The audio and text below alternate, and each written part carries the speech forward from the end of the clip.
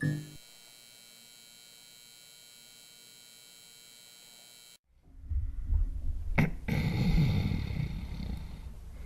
is that? Did you know that Scott Pilgrim dated Captain Marvel, fought Superman and Captain America? Yes. Okay. I just rewatched Scott Pilgrim a couple weeks ago, and I was so surprised when I saw Brandon Routh. She does. And the Atom. You know who else is in that? Thomas Jane. Oh my God, he's in it for like 30 seconds. He's the vegan police. Yes, I know. Okay, anyway. Hello and welcome to the 57th episode Probably of his best role. Hello and welcome to the 57th episode of Damage Control Podcasting, a professionally unprofessional look at the conventions, ideas, Oh, is he the milk and eggs bitch? Milks and eggs, bitch. No. No? The other guy, I think. Well, you'll have to wait for Adam's other podcast to know about Thomas Jane and Scott Pilgrim. First of all, you're guesting on another podcast. We've never guested on it. Aren't you doing Thrones and Scones? I don't know, maybe. Are we even fucking recording? I don't know. Did you hit the button? All right, here we go. Hello and welcome to the 57th episode of Damage Control Podcasting, a professionally unprofessional look at the conventions, ideas, and genres of filmmaking. I'm here with Daniel Newkirk. Yahweh. Cody. Okay. That was a little hint. Tyler gave you a little hint to today's episode. Nope, Tonight, we're talking about Yahweh? Yahweh. Just told you my real name. Oh, okay. So, like, I've stumbled across Yahweh a couple times. It's always been, like, accidental. Like, you know, flip, and then there it is. I'm like, oh, this is not what I thought it was. And wait, is this a joke? Is this a joke that's going over my head? Cody gets it. I will have to mention that Daniel accidentally sold pornography for a little while when he ran a comic book store. Like 3. Not like a whole shelf of it, but there's like 3 or 4. You have to tell me that story later. I am. It's he literally just told you this. Yeah, I accidentally bought Yahweh, and I Yahweh's porn? Yeah. Yahweh. It's a specific type of porn, yeah. What's the type? It's the kind you'd like. It's a romantic guy on guy. Continental breakfast style? Yeah, Yahweh is the Japanese term for romantic relationship involving two. Like a little bit of docking, yeah. And never got into docking. I don't even like watching it. It's boring. Docking? Docking. Not enough action. It's usually emotional boys. Holy shit. Okay, here we go. Tonight's episode 57, Hell Nor Heaven. We will take a look. We started that one right. Look at that. We will take a look and discuss flicks that revolve around hell or heaven. Trivia. Everyone ready? Yeah, sure. No. I tried to include everyone since apparently I hurt people's feelings. Yeah. So I'm trying to include everyone. What? Oh, did you include your other podcast too? Yeah, the last trivia question's actually on that podcast. I don't do trivia on that podcast. What are the games? So you actually... What? You don't... nothing. I'm just so mad that other people don't have to suffer through this. What are the games that Bill and Ted challenge death in Bogus Journey? Twister. Twister is one. Clue. Clue is another one. Chess? Nope. Battleship. Battleship is one. What's the last one? Monopoly? No. Connect Four? Nope. Sorry? Nope. I am sorry. That is not correct. I don't know. We got like 3 of them, so we went. Electronic football. Oh. Battleship, Clue, electronic football, and ending in Twister. Oh, he's got the Grim Reaper's got the best line at the end of that song. You might be a king or a lowly street sweeper, but every kind of stuff. Sooner or later, you all dance with the Reaper. But you forgot the duck as he twists the sigh around his head. A serial killer was when he was put to death. That's the last words that he chose. Okay, here we go. In 1999's End of Days, starring Arnold Schwarzenegger and Gabriel Bryan. Wait, who is it star? Arnold Schwarzenegger. Did I not say it right? No. Arnold Schwarzenegger? You are getting way too close to a certain word you shouldn't be saying. Schwarzenegger. Yeah, but hey, we don't have all day, Daniel. Okay, sorry. Okay, starring Arnold Schwarzenegger and Gabriel Bryan as Satan. What does Satan use to blow up Kevin Pollak's car? I said, I'm looking at the word. Yeah, I know what word you think I'm getting close to saying. Yeah. I'm looking at the name. Okay. What does Satan use to blow up Kevin Pollak's car?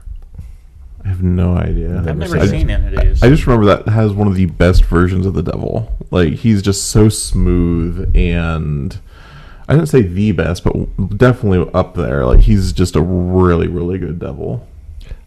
Pee. Satan pisses on the wall and lets it flow over to his car, then he lights the pee on fire.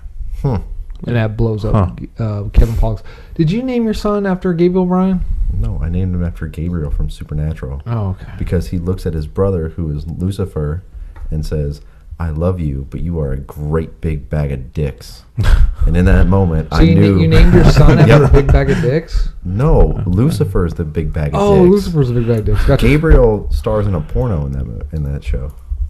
No. Does your wife know about this? Yeah, she watched it. Okay. In Tenacious D, Maybe. in The Pick of Destiny, what was the pick made from? His tooth. Fang. Whose tooth? The devil. The devil. Okay. Beelzebub. What did they turn his broken horn into? A bong. The Bong of Destiny. The Bong of Destiny. In 2001's Frailty, Bill Paxton's character was given an axe to kill demons from heaven. What name is inscribed on the handle? What name is... Here's a clue. They inspect elevators. Otis. Otis. Correct. Is there a reason why Otis is inscribed on it? They didn't really say. Some people think that that's the name, the actual name of Bill Paxton's character, because he's only referred to as Dad. Oh. Or Otis's stands for something, but I forgot what it stood for. Oh. What was the name of the movie? Frailty. In 1997's ABC TGIF sitcom Teen Angel, Marty DiPaolo dies and returns to be a guardian angel to his best friend Steve. How did Marty die? Ate that old hot dog. Nope. Of all the great Heaven and Hell movies, you chose the ABC Family TGIF 1997's 1997 Teen Angel. Yep. Hey, did you watch that show? No, no, I did not. I didn't have cable that young. It's on Channel 3. You don't need cable. You said ABC It's a Family. hamburger, not a hot dog. Marty dies from Damn eating it. a 6-month-old hamburger from under Steve's bed on a dare. I knew it was... Okay. I'm going to be disappointed none of you get this. In the flick Boondock Saints, Connor and Murphy have tattoos inked on their hands. What do they say? Or what are they? Requitus and Veritas. No. Veritas. It is. It's truth and Justice. justice in Gaelic. Wait, say it again. I believe it's Requitus and Veritas. It's Veritas. That's Latin. That's the meaning wrong truth. pronunciation. The V is pronounced with a W sound in Latin. And Equatus. Equitus. Okay. Is that okay? What Meaning is it? justice of- What does that have to do with heaven and hell? They're on a mission from God. They are is divine inspired mission. I knew that. I just... they have a tattoo of Jesus on their back, but, you didn't talk about that one. How can you get a trivia question about that? Okay, episode 57. What tattoo did Connor and Murphy have on their back? Jesus. Yeah. Connor got the top half, Murphy's got the bottom half. Seriously? Yeah. Yeah. That's dumb. You're dumb. Who has a bottom half of Jesus on their back? Murphy. I'm looking. We that just up. went through that. You can see it real good, and Norman Reedus' ass in All Saints Day. That sounds like a really bad tattoo. Where'd it Go get blonde? Like, blonde Like, blonde?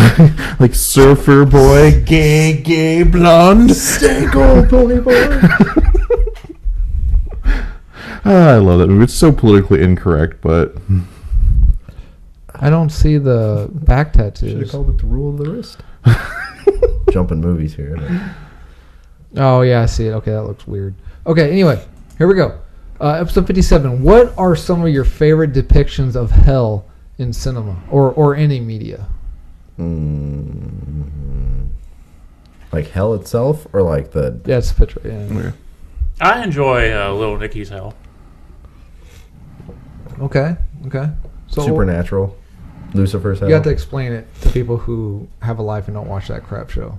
Oh, because it's definitely not you. You have no fucking life. Well, the first time you see the hell in Supernatural, it's Daniel is breathing really heavy. it's into the when mic. Dean he really likes Supernatural. I am a big fan. Dean gets dragged to hell, and it's just like darkness, lightning cracking. You have no idea what's going on. So it's minimalistic. yeah. Okay. All right. And then the next time you see it, Crowley's in charge, and he basically makes you wait in a very long line for no reason for all of eternity. So it's more of like cosmic karma. Yeah. Or eternal DMV. And then the show Lucifer has a very good depiction of hell. Which is? So when Lucifer was cast out of heaven, hell grew around him. He didn't make it. God created it. And it's just, it's like all dark, like there's ash falling everywhere, but it's not fire and brimstone. And there's just like billions upon billions of doors of all different places. And the whole point of hell in that universe is that God doesn't decide who goes to hell. Humanity does. So when you die, you decide if you're a good enough person to go to heaven. So basically, when you go to hell, you're stuck in this infinite loop of what you've deemed keeping yourself out of heaven. And the whole point is that you can leave hell anytime you want. Anytime you accept that you did something wrong and that you're better than that, you literally just open the door to hell and then you go to heaven. Okay. That is a really awesome concept. I like that a lot. Okay. Daniel? Any medium. Constantine's hell. Yeah, I got that down. Love Constantine's hell. Yeah, Constantine's hell is pretty cool. Because it's kind of like hell's wherever it is you are at that time. It just turns into like a hellscape. Yeah, that's just a really hard one. I think my favorite in all literature is the depiction in Dante's Inferno.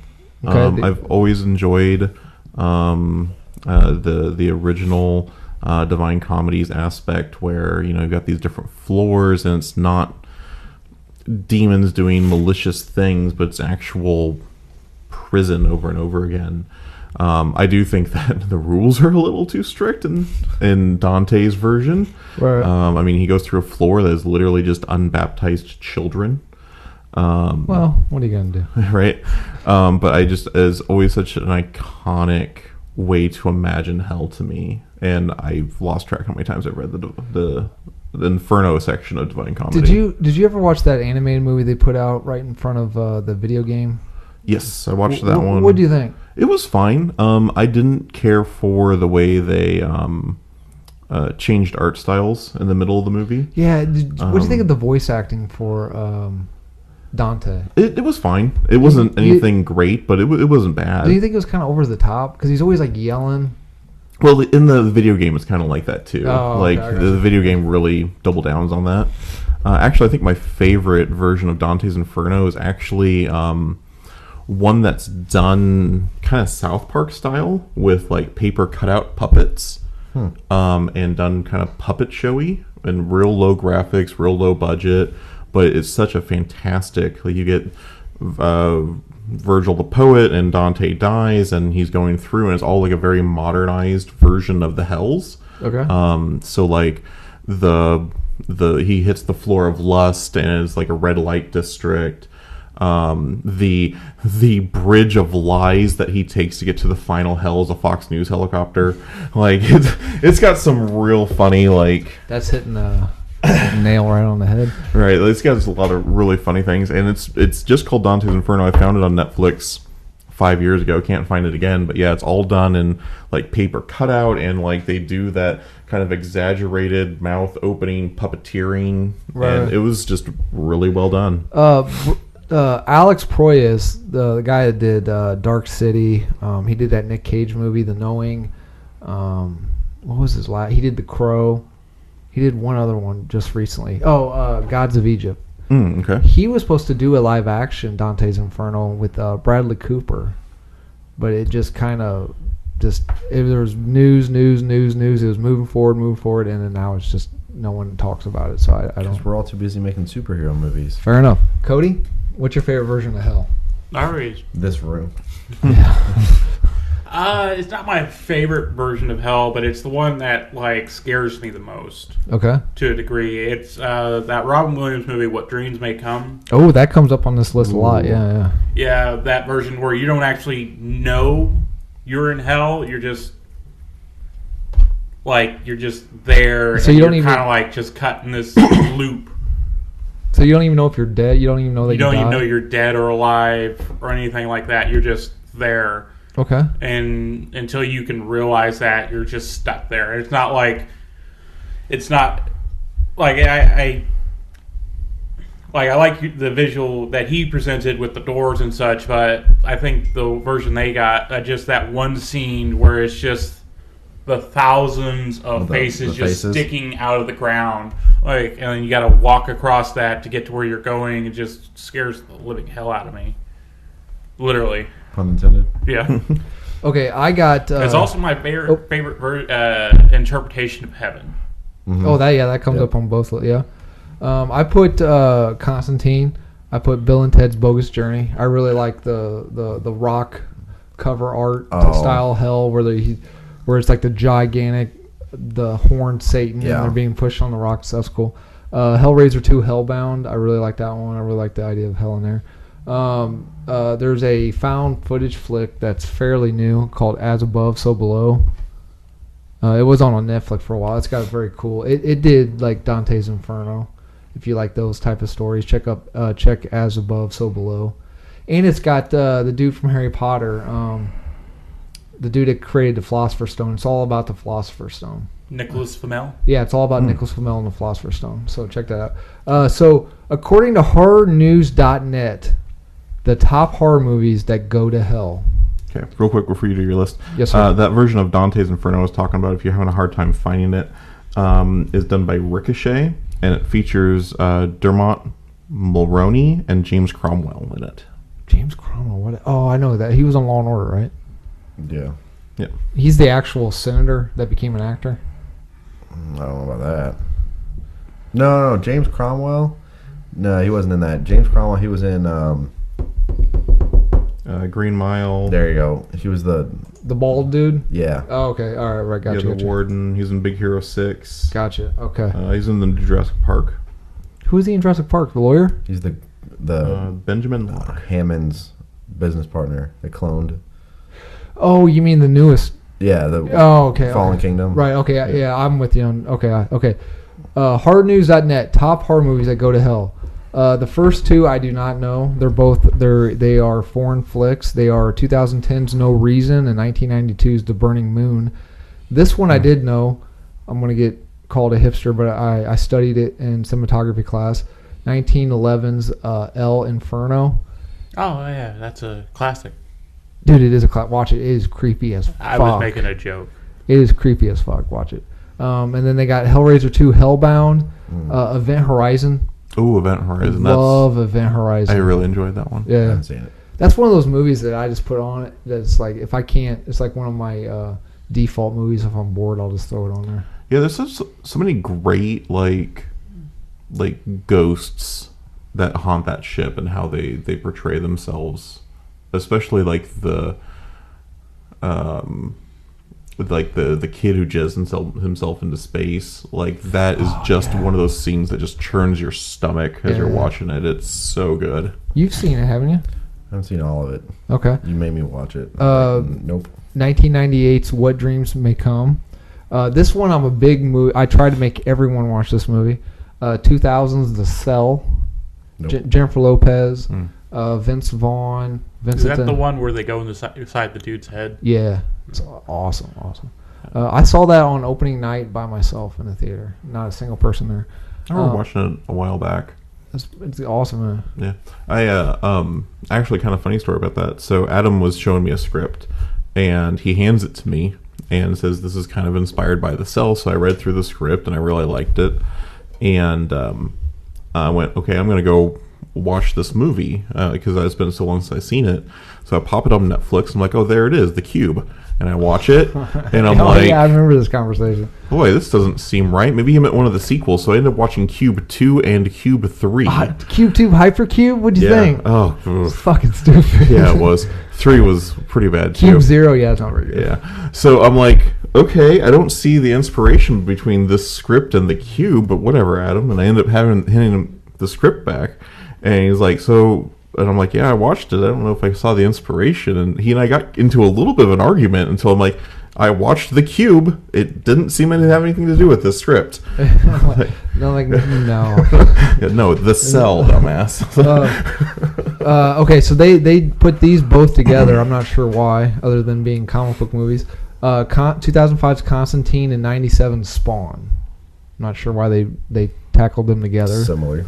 But Hell's not... Spawn's I'm saying an Image. They're going to do them similar in appearance. Marvel's Dark Horse? No. Or is it just completely separate?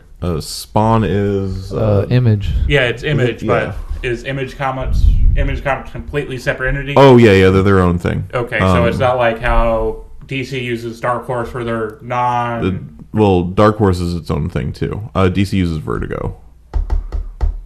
DC's things are DC and Vertigo. Marvel is Marvel and Max. What the hell am I thinking of them? Never mind. Wildstorm? Because they bought DC bought Wildstorm. No, I didn't even know that Wildstorm was a thing. Never mind. Oh, yeah. Okay, I don't know this one, but the next one they got is 2015's Baskin. No? Okay. And then 1985's Legend. I've never seen it, but I know the classic Tim Curry Devil character. That's one that has always been on my watch list, but never got around to seeing it. 2006, Silent Hill and the sequel, Silent Hill Revelations, which I like the first one, but I did not like Revelations. The first one's got a really great scene in it where like the police officer gets burnt alive. And it is stomach churning. It is such a great like suspense and horror. Do you remember the scene in the bathroom where the character comes crawling out all bound up in barbed wire? Yes. And Red Pyramid? I met that dude. Cool guy. He's an interpretive dancer. Really flexible. Huh. Cool guy. Not the same convention that I met Doug Jones at that gave me a hug. And then I watched a little documentary about Doug Jones. He's very interesting. He's kind of a weird dude, isn't he? No, he's just kind of a really good guy. He played a demon. Yeah. He played Death. He played the ice cream demon in Legion.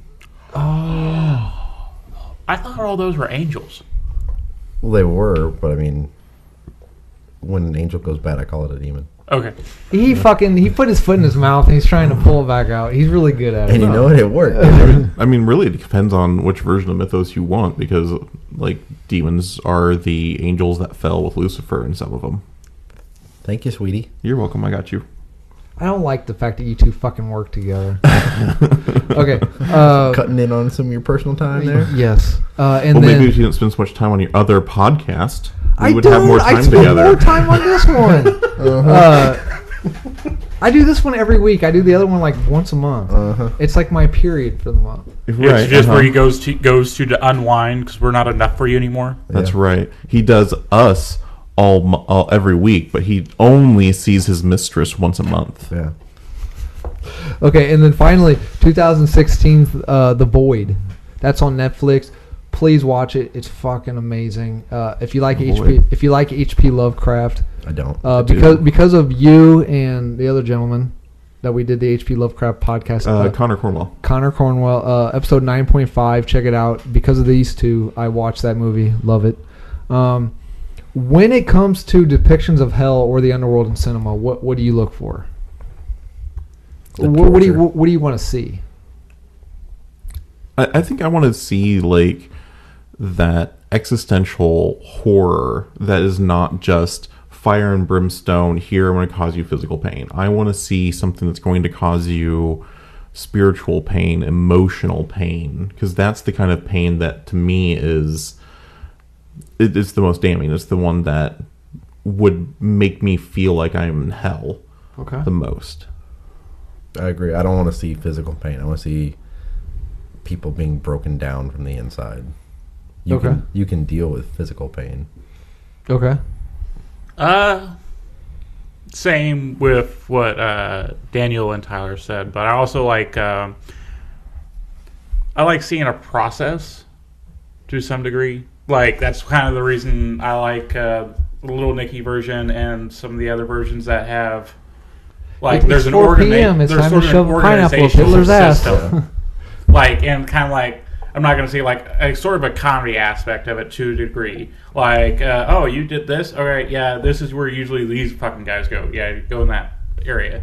Oh shit, you're this kind of guy. Oh man, we're gonna have to make a new room for you. Something like that. to a degree. Okay. I like seeing something in charge, not just like, oh shit, I'm there and just shit keeps happening. So you don't like chaos. You want to see. No, I understand. He wants a bureaucratic hell. Oh, bureaucracy in itself. Yeah. That's kind of right. And though I do admit the chaotic hell, I think is a lot more scary to think about. But I think this is mostly just me trying to like, okay, maybe if there's a system to it, it won't be as bad. Has there ever been a version of a movie? The 1911 movie I was talking about is kind of similar, but has there ever been like a Judeo-Christian version of hell in movies where it's just like a burning pit of fire, the red-skinned horned devil, bedazzled. Bedazzled. Okay, I know you know it. There's only one thing I remember from that movie. Elizabeth Hurley. The red bikini. Yeah. Yep. It's the only thing I can remember. Was that a good movie? I know the red bikini was good. Bedazzled. It was a horrible movie. You know that was a remake of a foreign film? Yep. Mm-hmm. Yeah. Oh, okay. And also it was the first one where we found out about DVD Easter eggs. Oh, really? Okay. What was the Easter egg? So if you're like, you've got like a special features and it had like the deleted scenes and stuff, but there's one deleted scene that was so controversial they didn't put it in the deleted scenes, but they put it on the DVD. So to access it, you had to go like up to a certain point and then scroll over, and it highlighted like the horns on the DVD menu, and then it would play the scene. And basically what that scene is I think it's Brendan Fraser's character naked. Not quite, but you click on, and it's Brendan Fraser's character, and he wishes for fame and money, and she makes him a rock star, and like he's this coked out, drugged up rock star. Like you see him do a line of coke, and then his girlfriend goes down on him in the middle of this dressing room, and then he gets got like shoved out into front of an audience and can't perform anymore. Oh, yeah. Well, because Brendan Fraser was a good guy. Why did he end up going to hell? Or he didn't. He sold his soul. What did he sell his soul for? Just to be noticed? He wanted to get the girl.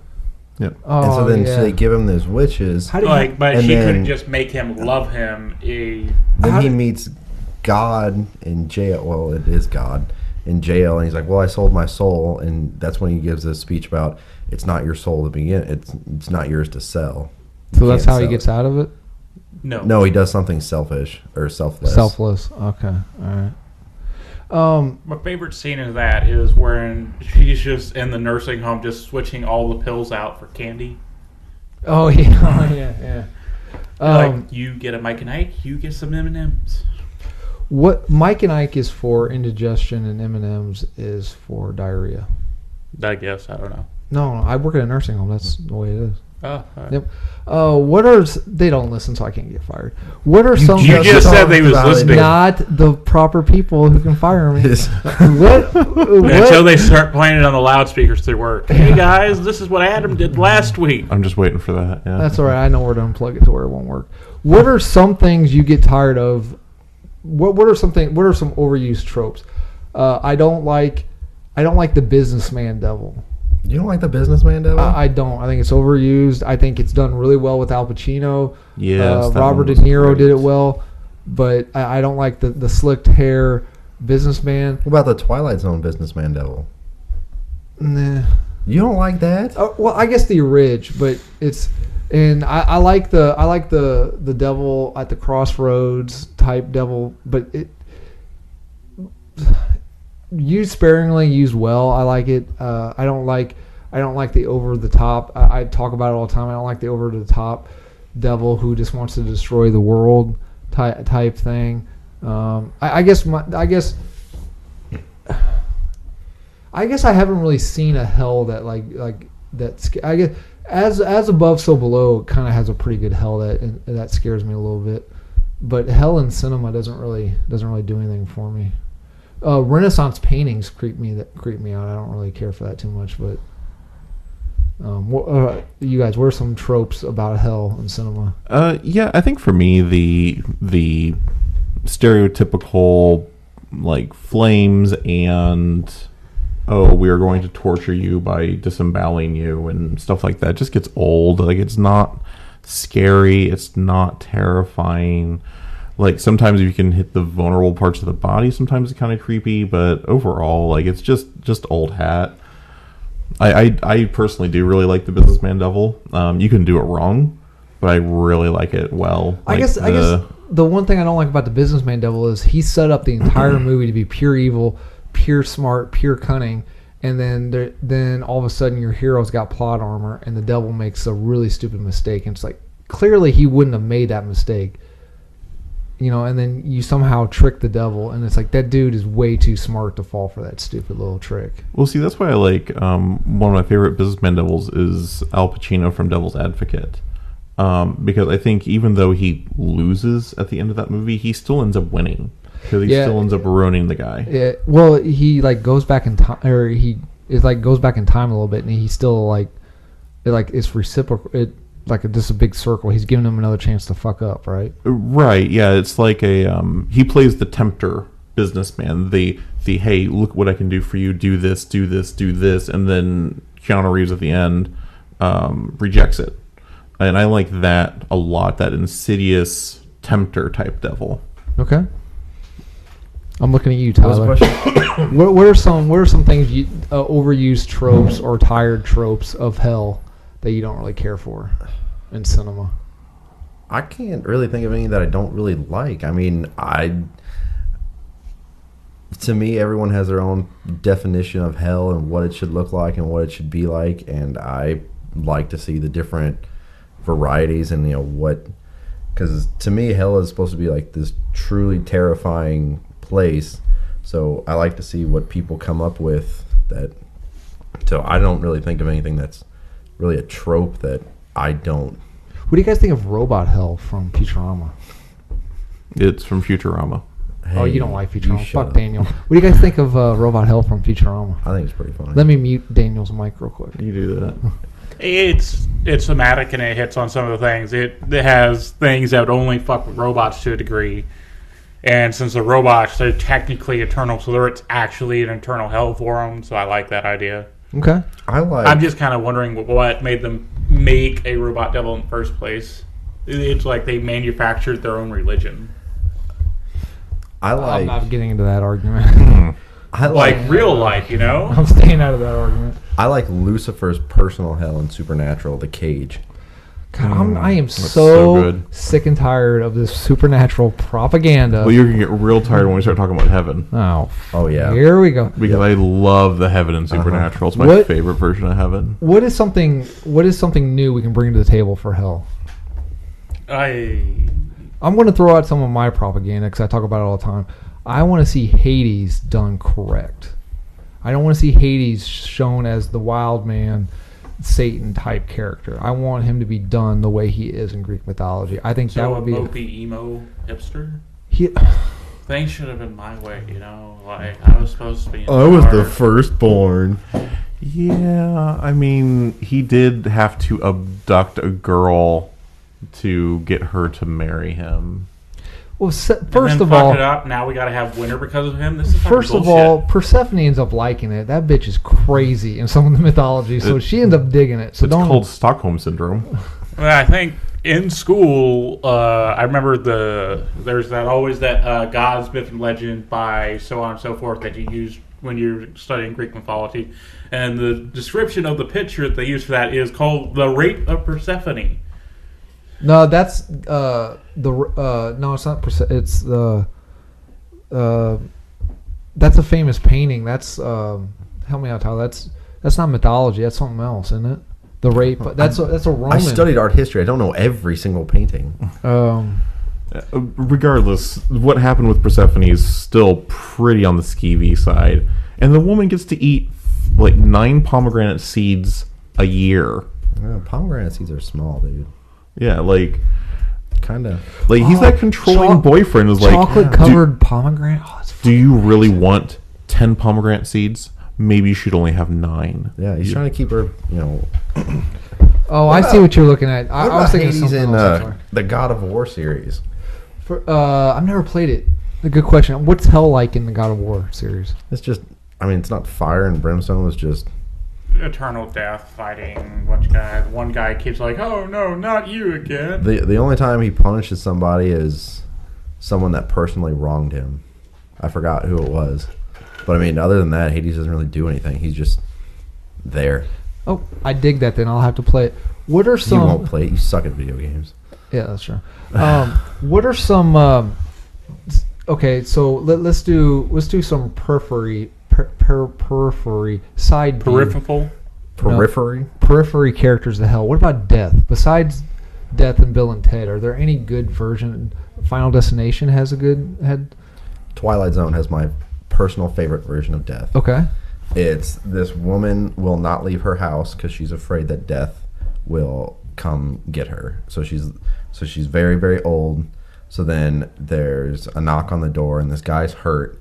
So she brings this guy in, and the whole point is she's like, you're trying to trick me. I'm not going to go out there. Death is going to get me. So then finally, he talks to her and he finds out that he's already killed her. She's already gone.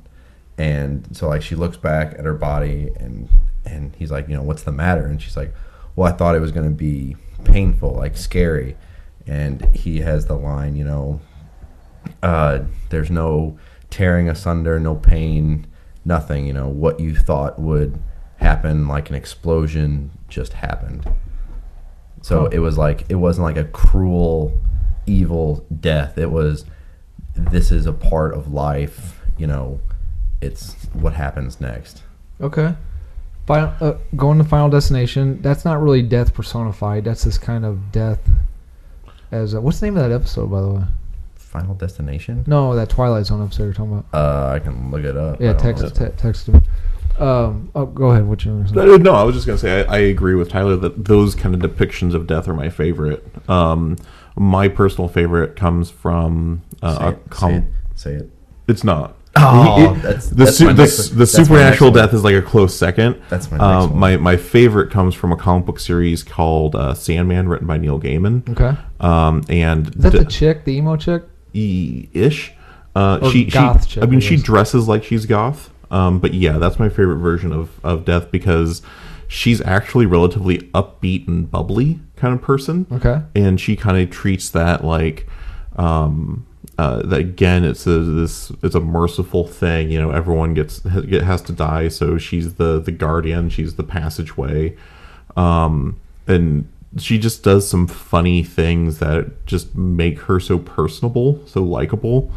Like there's one port where there's a lot of people dying, and she's very busy. So she comes in a jogging outfit and like is jogging from point A to point B. Okay. Or like someone starts going, it's not my time to die. I don't want to die. I have so much left to do. And she says, hey, buddy, you get the same amount of time that everyone gets in the world. You get one lifetime.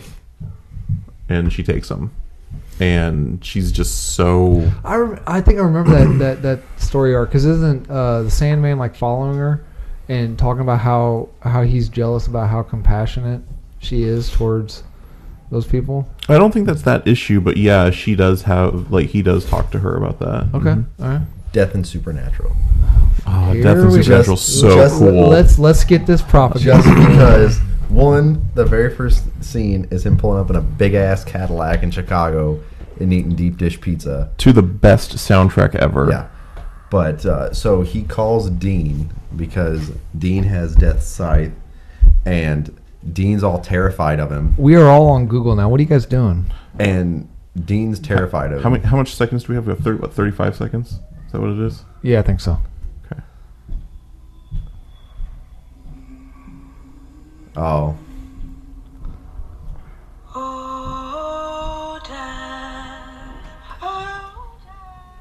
Is that the song from Supernatural? That is the song that he drives up to. It's so beautiful. I love it. So Dean sits down with him. Dean's all like, it reminds me of The Watchmen, where he's like scared of him, and he's like, you pose like no threat to me. Why would I be scared of you? Like, I have, like, you're not even on my radar of importance. And then he talks about God, and he's like, he's like, I don't know who's older. I might be. God might be. He's like, one day I'll reap God too. Where does death sit in the pantheon of not just in supernatural, but just in general? Where does he sit? Does he work for God and the devil? Is he above? Is he? It depends on where you're at. Like in supernatural, he's completely. He's always just been there. He's independent. He is, and I mean, when. By the way, those kids you hear that you guys can hear them, but we were picking up some babies upstairs. Those are Tyler's kids. Yeah, that's what they tell me. So, in supernatural, death is just there. He is a reaper, and when death dies, a new reaper takes his place. So death is like a job title. Okay. And in like other stories, like in Lucifer, they have an angel of death, so she works for God. So I think it depends on which story reality you're in. Speaking of God, guess who plays God in the Lucifer series in one episode, or voices him? Who? Neil Gaiman. No kidding. Yep. That makes me so happy. Is that show got canceled? It got canceled, but Netflix picked it up. Did they really? Was it a I'll victim start of the watching Disney Fox merger? I think so, because go ahead. the last episode was really freaking good, and I don't know why people wouldn't have watched. I mean, I would have watched it on TV, but I don't have cable. Would I like Lucifer? You know the kind of stuff I like. Would I like it? I want to watch it, but then I'm like, this is going to be camping over the top. I don't think it's campy. No, I think you'd like it. I mean, you like police procedurals, and there's some of that. You like some of the dark, edgy stuff. I think you'll like that. The humor is dry and dark. It's not like slapstick or goofy. Okay. Like there's a scene where this guy's like on a ledge getting ready to jump, and like the guy's like, you can't stop me. He's like, oh, I don't care about stopping you. Jump. Just wait until we're done with our conversation. Okay. All right. Like Lucifer in that world, like he's not like the trickster con man. Like he doesn't, like he's like you can trust me. He's like, I won't lie to you. He goes, I have no reason to lie to you. Yeah, that's another overused trope. I don't like the Loki Pan getting into my Satan. I don't want the trickster. I don't want the Tom Hiddleston in my Satan. No, this Tom Ellis, who plays Lucifer, he's very like he's a businessman devil, but like he makes deals to like further them. Like he's not like vying for anyone's soul.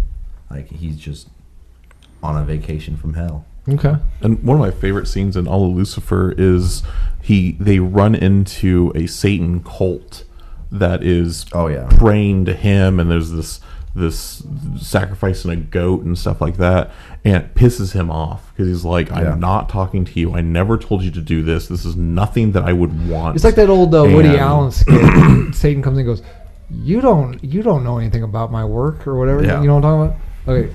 Yeah, and just like all you do is blame me because you're bad people. I'm not doing this. And you get so emotional about it. And you can just... It's so relatable. Yeah. Like, if you did something and everyone blamed you for something you didn't do. Like, it's just such a human moment. Okay. Cody, you look like you got something you want to say. Well, I've forgotten about this series I've read in high school, like, years and years ago, but talking about this has brought it up. There was a book series by an author named Piers Anthony. It's called The Incarnations of Immortality. And the first book of the series is about death. Okay. Death rides a pale horse. And basically, in this universe, death is a position that is basically transferred from person to person at a certain degree in time. And usually the way it happens is if you end up accidentally killing death, you have to take his place. Okay. Well, one of the only ways this can happen is if you commit suicide and then mess up and actually kill death right before he actually comes to take you. So it starts with the main character, like, oh, I don't want to live anymore. Playing a gun, he shoot himself in the head. Death walks to the door, like, oh shit, shoots him in the head. And he's like, and then he gets, then the incarnation of time comes like, oh, well, shit. You got to take over for him now. And just talk about, and in this universe, the devil's vying to win the ultimate title between the devil and God, which is basically sort of like a 50-50 50% game. So at the end of all time, whoever has more souls, heaven or hell, wins. And so what we find out through the entire series, the devil is basically messing up all the messing with the ways things are working with the other incarnations and making people not experience the job take it. And he's like, oh, I'm going to do this where I fucking win. Well, this ends up being like, all right, now I'm going to cause a war that's going to just end all life on Earth. And most of the people on Earth are going to die and go to hell because that's the state of the world right now. Okay. Well, Death and this like, well, no, I'm just not going to take their souls so they'll never fucking die. It'll just be an endless battle, like, it'd be unending undeath. And it's like, people don't die until I come and take them. Did you read this for school or just when you were in school? In school. I was going to say, it's still kind of like a heavy... Yeah, it was like interesting read. Okay. There was one depiction of... and then also Christopher Walken in Click. He plays a Satan? No, he plays Death. Oh, he plays Death. Okay. There was nonchalant, like, I'm Death. Yeah. There was one version of hell I wanted to see in the movie, but it didn't happen. That documentary I told you about, Never Sleep Again, about the making of Nightmare on Elm Street. Mm-hmm. One of the drafts for Freddy vs. Jason, they were supposed to fight, and the fighting was supposed to go on so hard that they fight in hell. So they're fighting. The end of the movie is them fighting in hell, and then all of a sudden they go to fight, and these chains shoot out of them and grab them and pull them apart. And then Pinhead walks up, and he's like, "Do we have a problem here, or what seems to be the problem here?" And that was the end of the movie. That would have been awesome. Yeah, but that did not happen. That did not happen. Instead, you got a Freddy Krueger wink at the camera from a decapitated head. Yeah, it's an okay movie. It's not what I want to do, but it's an okay. I don't hate it. Okay. Moving on. Anything else about hell before we move on to the next one? Nope. Okay, Satan or demons? What are some? I think Tyler knows my answer to this one. What are some of your favorite portrayals of Satan or demons in cinema?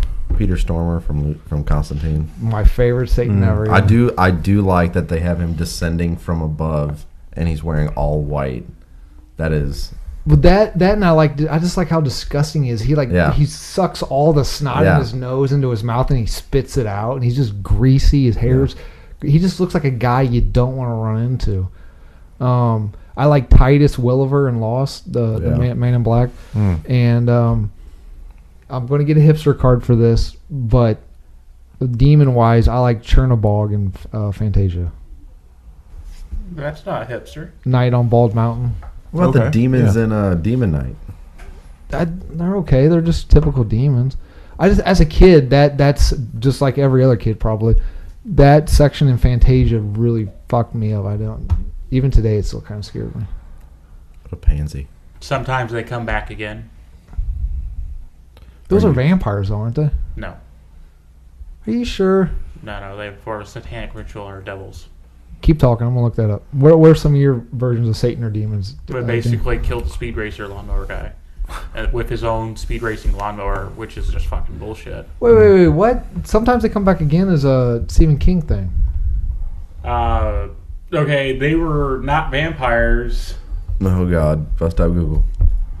Basically, what happens is the first part of the story is these demons, basically, try to use this guy's sister in sacrifice, and this priest shows up I gotta send him back to hell, cuts off his own fucking thumb in a ritual to send him back to hell, but it only puts him back for 10, 12, 20 years, and then they come back.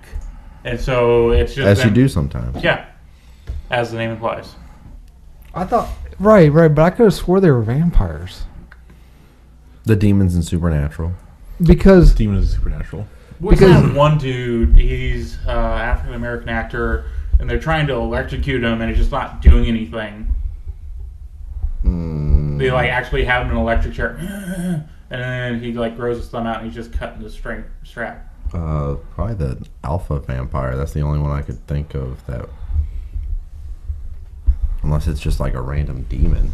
No, it seems like he had a more important role than that, because he just the fucking take care of him. One of the guys had I'm gonna take him to hell with me. I don't remember that. No, I couldn't tell you. Yeah, maybe it was a vampire. Like I said, I don't know much. Yeah. So one of the things about Supernatural that I like in talking about Satan and Lucifer, it's a good show. Yeah, I know. I'm just the reason it's been on for 14 years. Yeah, 14. Yeah. So if you're not a fan of Supernatural like Adam isn't, the demons, when they possess people, they just take control of them. Mm-hmm. But angels, when they possess people, they have to have permission. They can never possess a body unless the body says, yes, take control of me. And Lucifer, they embrace the angel side, and he has to follow all the rules that angels do. Mm-hmm. So for Lucifer to possess someone, that person has to agree to be possessed by Lucifer. And it's such an interesting concept. And it's one of those things that when they said it, it just blew my mind because it made sense, but I had never thought of it before. I really liked that. Because most of the time when they talk about the devil, they completely ignore the fact that he was an angel at one point. It's just, well, he's just a bad guy. So Tyler knows this. I was working on a novel at one point that I just gave up on. It takes place in Quincy in the future where... go ahead. Like a hipster? No. He was sitting in Starbucks writing his novel. No, this was before Starbucks was in Quincy. Novels now. This ain't fun anymore. No, okay. So anyway, it's about this body comes from Earth, right, and crashes from space. From space, thank you. Like and crashes, and you see there's a man sitting on the couch watching Fox News or whatever, and the headline is "God is dead because we discovered aliens. We discovered extraterrestrial life. No one believes in God anymore. No one believes in religion. We're not special. We're not the only one out there." So religion has pretty much died in America, and the last remaining Christian believer commits suicide. So he shoots himself in the head, falls over dead, gets back up, he sews himself back up. You find out later throughout the story that it's actually the devil possessing his body, because he can only possess a body of a true believer of that faith. So he can't possess a Buddhist because the Buddhists isn't a true believer in that faith. So anyway, So you're saying the way to defeat the devil is just not to believe in any religion? It worked for A Nightmare on Elm Street. Anyway, so he comes up, he possesses his body, and he investigates, because no one believes in God anymore. So he's investigating this, and he goes and he visits like Neil Fallon from Clutch, because Neil Fallon from Clutch is actually Johnny from Devil Went Down to Georgia. He's like, "Look, man, I let you win. I'm getting my favor back." And then he visits Zach Galifianakis, because Zach Galifianakis is actually Sisyphus from the Greek mythology, because it's a Sisyphean task to be a comedian in a world where there's no faith, so no one really gives a shit, because everyone's like, there is no meaning to life anymore. And then he goes and he visits Chuck Palahniuk, the author, who's Loki. You have to know stuff about Chuck Palahniuk to know why he's Loki. So anyway. So you have to just have a knowledge of stuff to even understand the medium that you was presenting. Yeah, you'll have to know who Chuck Palahniuk is. He writes movies like Fight Club and... Well, it's one of those things that if it was fully written in a book or a movie, then those things would be explained. Right. But, so anyway, at the end of the movie, at the end of the story, the idea was that the body that fell down from space that everyone thinks is an alien was actually Jesus Christ. God dropped his son from heaven into earth because God was getting weak, because no one was having true faith. Okay, they were just the true faith believers were getting less and less in numbers, and people were just having faith because they were monetizing his word. There were Christian superstores and Christian rock and Jesus. People were just believing in him to believe in him, and when it suited their opinion or helped them out in life, they would believe in him. The true believers were getting less and less, and the idea was that if he forced people to actually believe in him, then his faith he'd get strong again. But it backfired. They didn't see it as an angel coming down; they saw it as an alien coming down, and he lost even more faith. So it backfired. Yeah. Backfired. Very American Gods-esque. Yeah, I really like that. I would watch that movie. That's the only time you give me a compliment. No, it's not. Maybe like the only time today. Well, Yeah. okay, well, instead of being Jesus, what if it is an alien and it's just another race that God created? And the reason why his presence is so lacking on Earth. Hey, I'm not taking notes. taking notes. No, I'm just saying, what about this? Instead of why his presence is diminished on Earth, is because he's just splitting his time between two worlds. Well, sort of like he's got like a side world on the side. Anyway, so like a side podcast? Yeah, like a side podcast. Anyways, moving on. Anyway, I told Tyler this. Don't do that because that makes him God of this podcast. That is not okay. Anyway, so I told Tyler this. That controls the microphones. Yeah. Anyway, I told Tyler this idea, and with everything in life, I just gave up on it because I couldn't come up with So I had like the beginning and I had the end, but I couldn't come up with the meat. And so 2 years later, Tyler's like, "Hey, that story idea, can I do something with it?" I'm like, "Yeah, if you want to, I don't care." And then he started working on it. I don't know. I finished most of it. I changed it. The guy doesn't shoot himself. He slits his wrists, and then when the devil takes over him, he picks up the razor and then he finishes shaving his face. Well, I thought it'd be more powerful of an image. That's cool. I thought it'd be more powerful of an image if like you have a hole in the side of your head and you just like get back up and you're just like. Fuck. I'm sorry, if you're walking around with a hole in the side of your head, you're not going to get much done. As soon as you step outside, zombie! Well, the idea was that even though it's the devil, he's in a human body, and with a hole in the side of his so head. So that puts a ticking clock on the story because his body is falling apart. Oh. So it puts a ticking clock on Hey, the they story. do that in Supernatural, but you wouldn't know that. I also changed parts of the story, which I won't tell you because you probably won't like. No, go ahead. I changed it where it's still Cody, we plug that in for me. God sending his son to Earth to try and bolster faith, but the whole point is that it goes back to the devil used to be an angel. In this story, God's favorite son, who he just chose not to, bow down to man. And so the whole point was God has a plan, as ingenious as he is that he puts the devil on this path so that the devil will, realize that he's meant to do greater things than to just be the devil.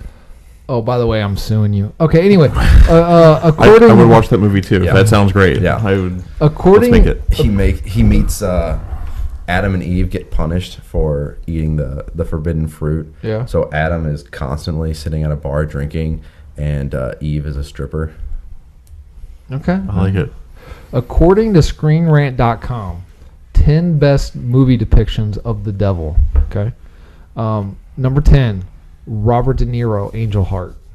Okay. Okay. All right. The Business Devil. Number 9, Al Pacino, The Devil's Advocate. Mm-hmm. Yes. That should be higher. It should be a lot higher because I love that version of the devil. Yeah, are a lot of these going to be I don't like know if they're 70-year-old ranking them in movies? order. I think they're just. Yeah, I don't think these are. I don't think these are in any order. I think it's just like a list. Yeah, I don't think these are in any order. Like we know how we love our list. Yeah, especially Yeah, I think my favorite scene in Devil's Advocate is the threesome. No. Oh. He's walking and this kid goes skateboarding past him. And No, that's End of Days. Is it End of Days that happens? End of Days. I could have sworn Because he's got a Satan Rule shirt, and he goes, "Hey, nice shirt, kid." And he's like, kid's like, "Fuck you," and then the kid goes off across the street, and Satan goes, "Hey, nice shirt, kid," and the kid turns around and gets hit by a bus. Yeah, and he whispers it. Yeah. Okay, I could have sworn that was Devil's Advocate. He goes, "Hey, kid," and then he gets hit by. That's Gabriel Bryan, the guy that my brother named his son after. Okay. Not true. Number 8, Sam Neill, Omen 3, The Final Conflict. No, never I saw haven't it. seen that one. Number 7, If it has 3 at the end of it, I probably haven't seen it. Have you seen Iron Man 3? Shit, Like I said, that's what I was trying to think of. Number 7, Tim Curry, Legend.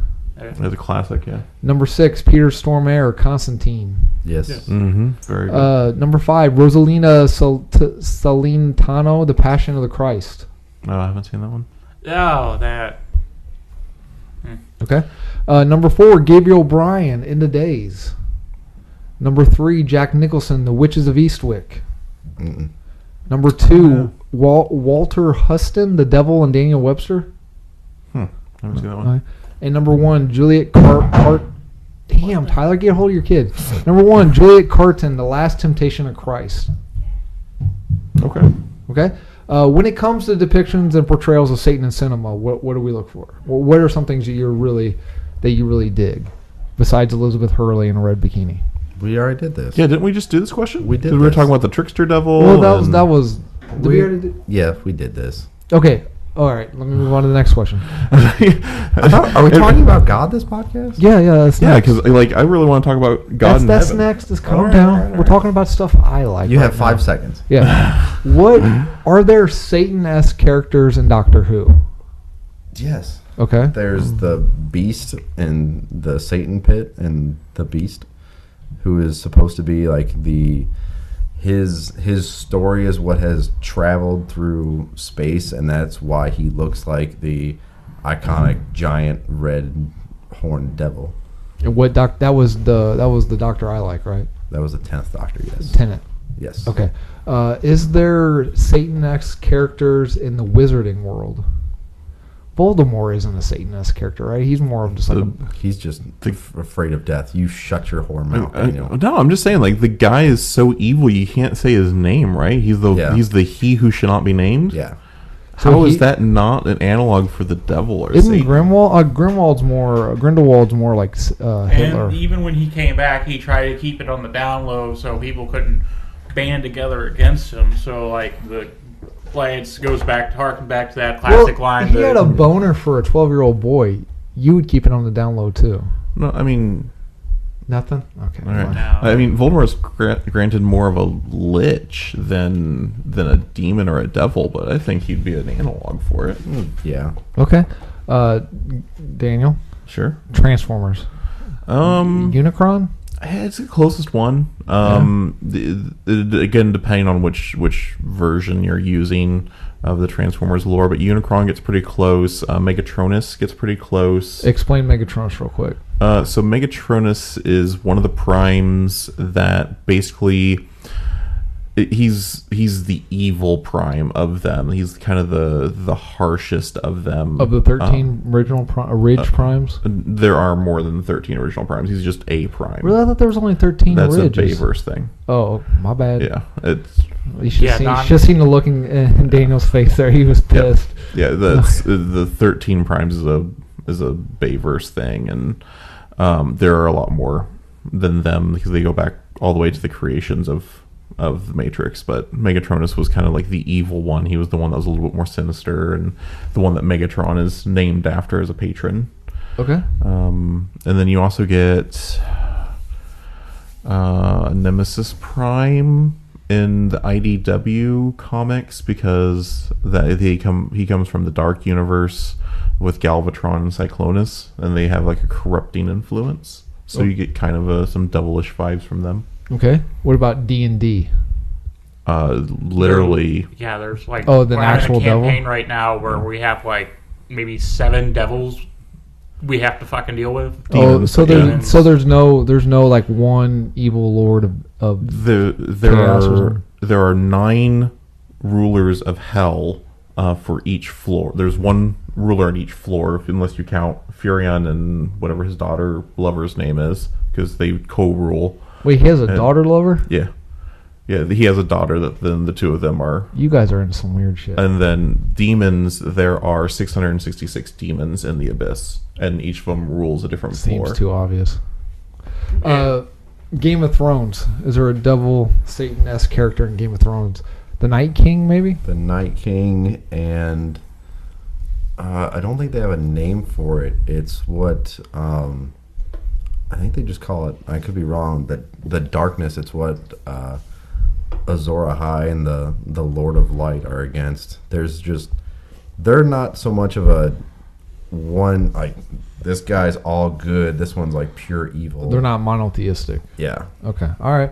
Okay. So we're done with the darkness. Let's bring up some of the light. Heaven. What are some of your favorite depictions of heaven? I swear to God, if Supernatural gets in here. It's Supernatural. It's such a great... Hang on, let me mute this mic real quick. You do that. Tyler will get my back. Oh, okay. It's such a great version of heaven. It's like whatever your perfect day is, that is what heaven is. Like it's So if you literally just like getting on the crapper and watching YouTube videos. It's literally just you on the crapper watching YouTube videos till the end with of a time. solid stream constantly. Like you get these little pocket dimensions, and everyone creates their own heaven. There's a scene where Castiel's in heaven, and there's just a 30-year-old man flying a kite, and he's talking to whoever, and he's like, "This is my favorite." He's like, "I'm in the heaven of a 35-year-old autistic man. This is my favorite place to be." Okay. Like, it's wherever you want to be, and it's each its own different thing. And you see Bobby Singer leave, and it's literally just like a white hallway, and it says Bobby, or it says like Robert middle initial Singer, and then like it's just endless rooms with the same name but different years to differentiate the person. Who's Robert Singer? You have to watch the show. Yeah, okay. He's the information broker for the brothers. Okay, I got you.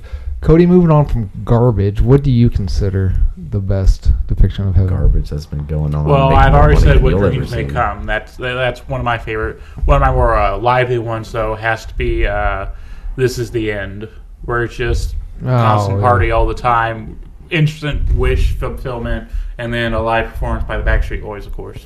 What did you think of the balls and penis on Satan in that movie? I think it was probably accurate. I like it's a new show with Daniel Radcliffe. It's yeah. It's got Steve Buscemi. Miracle Workers? Yep, I saw the very first episode. I like that it's like all the angels have like different jobs, and this one angel, she's like, "So you want to transfer out of dirt? Why?" She's like, "I love dirt. Watching it, making it, watching it." And like it's got Daniel Radcliffe in like one room with all these prayers, and he's just like, this person wants to be like, is like praying to God like not to be eaten by wolves, and he's like, "Nope, too difficult," and like stamps it impossible and like sends it up to God. And then like there's one where like he's just like sitting at this computer, like this 80s computer, clicking buttons and like slowly, like meticulously, like moving leaves while this person's like, "Where are my keys? I can't find my keys." And they're like, "Oh, there's my keys." And he's like, "Mission accomplished," and tacks it on the wall. And then at the very end of it, there's like this person like looking for his gloves. And so he finds it and he's like, "I found my gloves. Thank God." And then you hear a ch-ch, "Let's go rob some banks." But like that show's really good, besides the fact that Steve Buscemi's God. But it's why can't Steve Buscemi be God? no, I'm saying it's really good, and the fact that Steve Buscemi's God. I like the idea that he's just kind of given up on the world and he just wants to start over. Where he's got that scene where he's like, "Do you know when's the last time someone sacrificed a ram to me? I thought you didn't like that." He's like, "I don't, but the thought is still nice." It's like, we're gonna open a restaurant. Have any of you guys seen A Life Less Ordinary? Yes. No. With Ewan McGregor. Ewan McGregor, Cameron Diaz. Yep. I like that depiction of heaven. That's pretty cool. It's about an author. He writes those. He works like he's a maintenance guy, and he wants, his dream is to write those really trashy romance novels that are like 5 cents at the airport or whatever, and he gets called. He's being replaced by robots at his job, so he goes up to the boss and he's really pissed off, and he quits by picking up the robot and throwing it into the window, throwing it through the window, but it's like safety glass. It just bounces off, so it makes him look like a dick. And so they just pick him up and throw him away, they pick up Ewan McGregor and just toss him out of the office. So to get him back, he kidnaps his daughter, who's Cameron Diaz, and but he's like he's instantly in over his head. He just wants his job back and he wants everything to go back to normal. But Cameron Diaz is like, "No, you kidnapped me. Let's finish this." So Cameron Diaz is like helping him kidnap her, and then at the same time, through destiny, these two need to fall in love. So these angels are sent down to make sure that they actually fall in love with each other. That's pretty cool.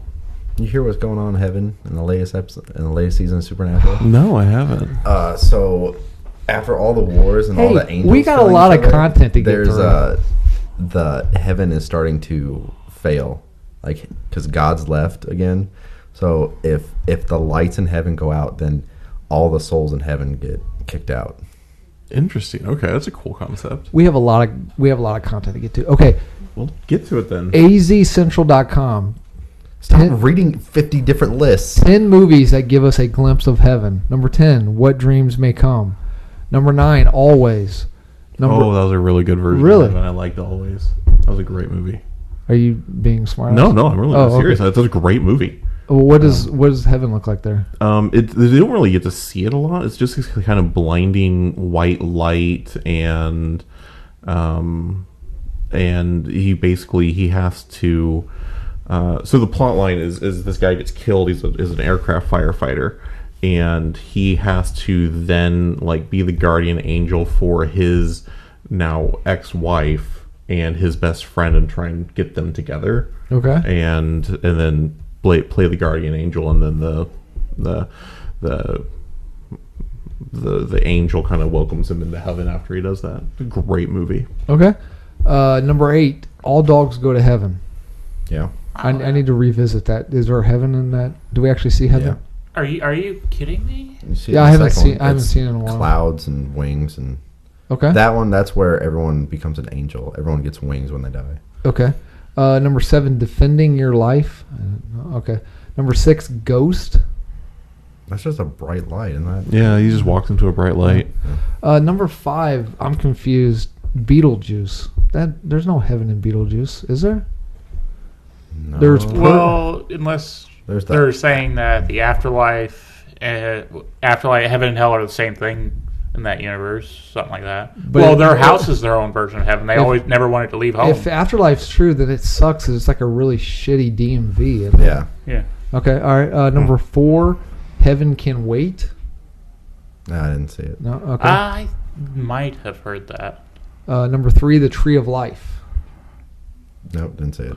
Number 2, Wings of Desire. Nope. Wow, we're really hitting it big on this list. Yeah, we are. Number 1, A Matter of Life and Death. Nope. Yeah. Okay. All right. We'll skip these questions. We'll come back. What are some of your favorite portrayals of God or angels? Supernatural. Oh. Morgan Freeman. Morgan Freeman. Okay. Bruce Almighty. Evan Almighty. He's in Evan Almighty? If you talk about the good, you have to talk about the bad. Okay. I didn't know he was I in kind of liked him, God, more in Evan Almighty than Bruce Almighty. Okay. What's God like in Supernatural? Amazing. No. So, Daniel, you. I actually haven't gotten to a season where you get to meet God. Oh, yeah. You met Chuck? Season 5? Yes, met Chuck. That's God. Oh, I thought he was Chuck. the prophet. Nope. He is. Okay. He is God in hiding. So God makes everything, and then he gets tired of answering everyone's questions and basically being God. So he hides out on Earth, and then he just lets everything happen. He comes back in season 12, and he's just fed up with humanity. There's a scene. He builds the safest place in the universe to just let it out and just watch everything come to an end because he's given up on it. And there's a scene between him and Metatron where he's writing his autobiography, and he's just like, humanity sucks. He goes, I make you guys to do all these great things, and you just fail at everything. And Metatron comes back with, humanity is evil, they destroy, but they also sing and dance and love. And he's like, and they're better than you because they never give up. And then that makes God decide, okay, maybe I need to look at both sides of this. But he's a very arrogant, I am what is best, I am God type character. We'll get that here in a second. Okay. I really enjoyed Dogma. Hang on. Dogma. The Alanis Morissette, where he's got like a thing for shuffleboarding. Skee Ball. Skee Ball, that's what it is. Yeah, Skee Ball. Mm-hmm. Yeah, every so often he sneaks off for a while, plays Skee Ball for a couple months. Okay. Go ahead. Oh, okay. My favorite version of God comes from a book. It's called God's Debris. Oh, I thought for sure you were going to say the Bible. No. He's kind of dicking that one. Yeah. It's called or at least the first half. Yeah. The second half he's all right. More mellow after you have kids. Yeah. Yeah, it's God. What? He's not. He doesn't listen to this podcast. Don't worry about it. The devil don't even listen to this podcast. No, I think that's the reason we're doing this, because we're just putting evil into the world. Oh, okay. Oh, yeah. Oh, I'm sorry, Daniel. Go ahead. That's fine. It's a book by Scott Adams. He's the guy who writes the Dilbert comic strips. Oh, okay. All right. And basically, God. It's kind of a messy thing. The basic plot is this FedEx driver goes to deliver a package and then ends up spending the rest of his workday having a conversation with this man. And this man is either a prophet or an angel or a piece of God. But basically the way he sums things up is that God is all-powerful, he is infinite, and God wanted to prove that he was all-power infinite. So the only thing that was preventing him from doing anything was... from doing everything was... he was incapable of killing himself. So that's so it's what like, God... It's like that paradox. If God is all powerful, God can he create that- a rock that he cannot lift? Well, God can lift anything. Then he cannot. Then he's not all powerful because he can't create a rock that he cannot lift. Right. So to prove himself as the most powerful being, he set out to kill himself and succeeded. And when God killed himself, he fractured into a Google of different pieces of himself. The search engine. Yes. And each one of those little pieces grow into a human soul, and that all humanity is we're all God. So it's like that old saying, "We are all stardust." Kind of, yeah. We're all pieces of God, and the reason that humans are so driven to connect through social media and conversations, to make friends, to make romances, all of these things, is because God is trying to reform. So the pieces of God are trying to reach out. That sound you hear, by the way, is Cody eating chicken. What's the name of that? God's debris. You know, for a second there, I'm like, this is really dark from the writer Dilbert, but it comes around, man. Yeah, and he talks about a lot of things about how like he discusses probability, and it was kind of written originally as a thought experiment. It's only like about 100 pages, but it's such an interesting and it was a great book to read. I really enjoyed it. There's a sequel to it. I didn't really get into it. I never really picked that up, but okay. According to filmschoolrejects.com, Lord Almighty, the 5 best depictions of God in movies. Okay, number 5, Alanis Morissette in Dogma. Mm-hmm. Okay, that's great. Yeah. Number 4, Graham Chapman, Monty Python and the Holy Grail. Cody liked that one. Okay. Number 3, Morgan Freeman, Bruce Almighty. Well, I guess the Almighty Universe. Yeah. Okay. I'd look it up. Number 2, The Burning Bush, The 10 Commandments. Okay. Okay. All right. Number 1. That was more of a cameo, really. I like the Burning Bush and the Prince of Egypt better than the Ten Commandments one, because I think the Prince of Egypt one, he actually talks. I like the Burning Bush and Jay and Silent Bob, but that's a completely different story. Okay. All right. Number 1, probably the most famous version of God. Well, was not really contemporary because kids these days don't really have any culture. But number 1, George Burns from Oh God. Yep, I was gonna probably the most famous that. version of God. According to BelieveNet.com, 7 greatest angels of film and television. Number 7, Clarence from It's a Wonderful Life. Mm-hmm. Haven't seen it. Is it good? See, okay. Go ahead. Wonderful Life is just one of those movies that, like, I understand what they were going for. Such a depressing damn movie. Yeah. Okay. Number 6, the reason why Tyler named his child Gabriel. Gabriel from Constantine. No. Number 5. She was an interesting character. They are a dick in that movie. Tilda Swinton. What's your thought? Man, she's hot. I think she's hot. No, she is not hot. Oh, I think she's good. No, looking. she is what not. What are your where do you stand on the Tilda Swinton argument? Like, I don't think I would like actively look for that in my woman, but I don't think I would turn it away. Okay. Wouldn't kick it out of bed? Wouldn't kick it out of bed. Number 5, Daniel. Computer just went off. Yes. Daniel. Oh, Daniel. I double checked. That's actually what it is. Damiel from Wings of Desire. Damn. Number 4, a movie that I watched a lot as a young and I wanted the haircut. Joe Black from Meet Joe Black. Brad Pitt. Yeah. Of course, wasn't he deaf though? Yeah, he was deaf, but clearly in that universe, he's the angel of death. Angel of death. Okay. Number 3, Monica from Touched by an Angel. I haven't seen that movie. Okay. I thought it was a porno. Number 2. Number 2, Bartleby and Loki from Dogma. Yep. Yeah, those guys are What great. about Alan Rickman as Metron? Metatron. Oh yeah, he was. Alan Rickman is. I don't know. Was. He's always. He always will be. Yeah, it is such a shame. Always. Like, he is so great. That's a Harry Potter reference. I don't know. This one, as I was typing this, I was puking and got really sick. Number 1, Castile from Supernatural. Yeah. I almost didn't want to type it. Yeah. Why? Castiel's great. But I am bound by podcast bylaws to be honest. Where's the dessert and beer? Oh yeah, where's the? I'm not bound by those Yeah. bylaws. I'm only bound by these bylaws.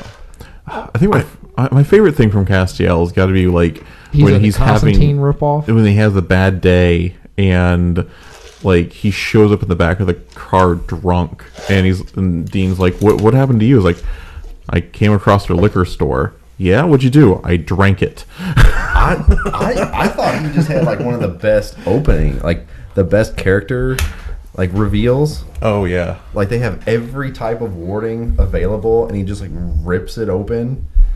And then they've got him watching like porn or something. He's like, why is the pizza man spanking that poor girl? Because he has no concept of pop culture because he's an angel. Right. Yeah. It's so great. He's such a great character. Misha Collins is hilarious. Yep. I like Misha Barton. Is there a new take on gods and angels? Is there something we can bring new to the table? Legion did a new take on angels. Yeah, that was good. Legion Did you watch the TV That show? was very different. I didn't. I wanted to, but I haven't heard great things, and I just haven't had a chance to. Right. Are they connected? Yeah. No, not the X-Men mutant one. Right, and I don't know that one. Yeah, but it's like a continuation. Yeah, or like a reboot of the whole thing. They like held up in like I think it's like Las Vegas or something. Okay. Oh, it's in the Six String Samurai it universe. It is not. Everything, It is not. everything. The Six String Samurai is a nexus point. No. All these movies are connected. As long as they're not musicals, they can be connected to Six String Samurai. Daniel's a dick. I don't know. I don't like the all. I mean, granted, it's redundant, but the all powerful, all knowing, perfectly composed, snap my fingers, make it happen, God. Like I like the very bad choice of words, but human-esque God, the one that's flawed, like the one that has anger management issues, like in Legion, where he's just like God's. Where Michael's talking, he's like, "Do you believe in God?" He's like, "I don't even believe in God." And he goes, "Well, that's fine because God doesn't believe in you anymore either." It's like he's made everything, and he's just like, "I do this. Like I've done everything for you people. I've given you all these chances, and you just screw up." And like humanity has to do something to like prove him wrong. Okay. Yeah, I'm kind of with you. But I don't mind the all-powerful, omniscient being. I just want to see a different plot device other than he's pissed off at humans. Like, can he just have fuck, I'm taking out Satan. I'm fucking tired of this. Like, it's always, I want to destroy the earth. I'm tired of humans. Is there another plot device? Go ahead. I want it to be like, you know what? I want some new stuff on this planet. Not like he's going to wipe things up, just some new creatures just start appearing out of fucking Oh my nowhere. god, yeah. I love that idea. That would be pretty cool. That would be cool. Like he's like have you guys ever seen Mimic? About the giant cockroaches? No. Yeah. Yes, I think I did see that one. There's a deleted scene. The whole movie is basically about there's this religious character and it's like look, man, the giant lizards had their chances, the sharks had their chances, humans had their chances, the gods now giving it to the bugs. It's their chance. I love that idea where God's like someone else's turn, man. No, not that it's like just somebody else's turn to be on top. Just like I want some more interesting creatures. So that's when we just got fucking like, hey, they made some interesting things. What if they were just fucking real? Fucking the next thing you know, they're just dragons flying around, fucking unicorns just appearing out of the wilds. That would be really cool. That God takes a look at like what we created as fantasy and goes, yeah, sure, let's do this. And Oh yeah, I like that idea. Like one of my the mangas I'm reading right now is actually about the creation of all stuff, and like why did we have this thing? Because it's actually sort of like that Daniel Radcliffe show. Oh, Miracle Workers. Yeah, there's actually a department of creatures, and they're just like making shit. And like the guy, We're almost done. What does almost done mean? We got 20 more minutes. We're almost done. That's not almost done. We're at the end of the episode. We're going on the post-pod triv and the news. All right, I got post-pod trip. Hurry up. sorry. Get out of here. We still got some questions to get rid of. Then you lied. Okay. Bye, Tyler. Tyler's leaving. He's in trouble. I'm going back to heaven now. You'll have to back my car up a little bit. Where's your keys? In the car. You just leave him in the car? It's a nice, New safe vehicle. place. Yeah. Yeah. I'm getting a new vehicle soon. There's okay. Did I hear? I had my house stolen once? You had your house stolen? Yeah, I left my keys in it. Someone just drove off with it. Final thoughts on episode 57, final thoughts on episode 57, Hell Nor Heaven. 57, Heaven. Yeah. So I think like the one thing that we didn't discuss that I kind of want to bring up, and it's just a great depiction of the devil / a demon, is Stephen King's The Stand.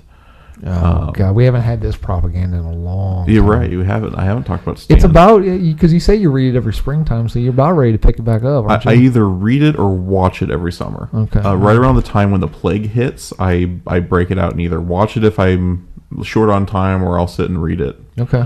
But have you decided what you're doing in 2019? You're gonna read or watch? I'm thinking I'm going to read, Okay. but I haven't decided yet. It's gonna see what the summer brings. Gotcha. But yeah, the Randall Flagg is such a great. He's more of the devil in the books, where he's more of just a random demon in the TV show, or vice versa. Sorry, he's more of the devil in the TV show and more of a random demon in the books. But Randall Flagg's still the dude from Dragon Eyes, right?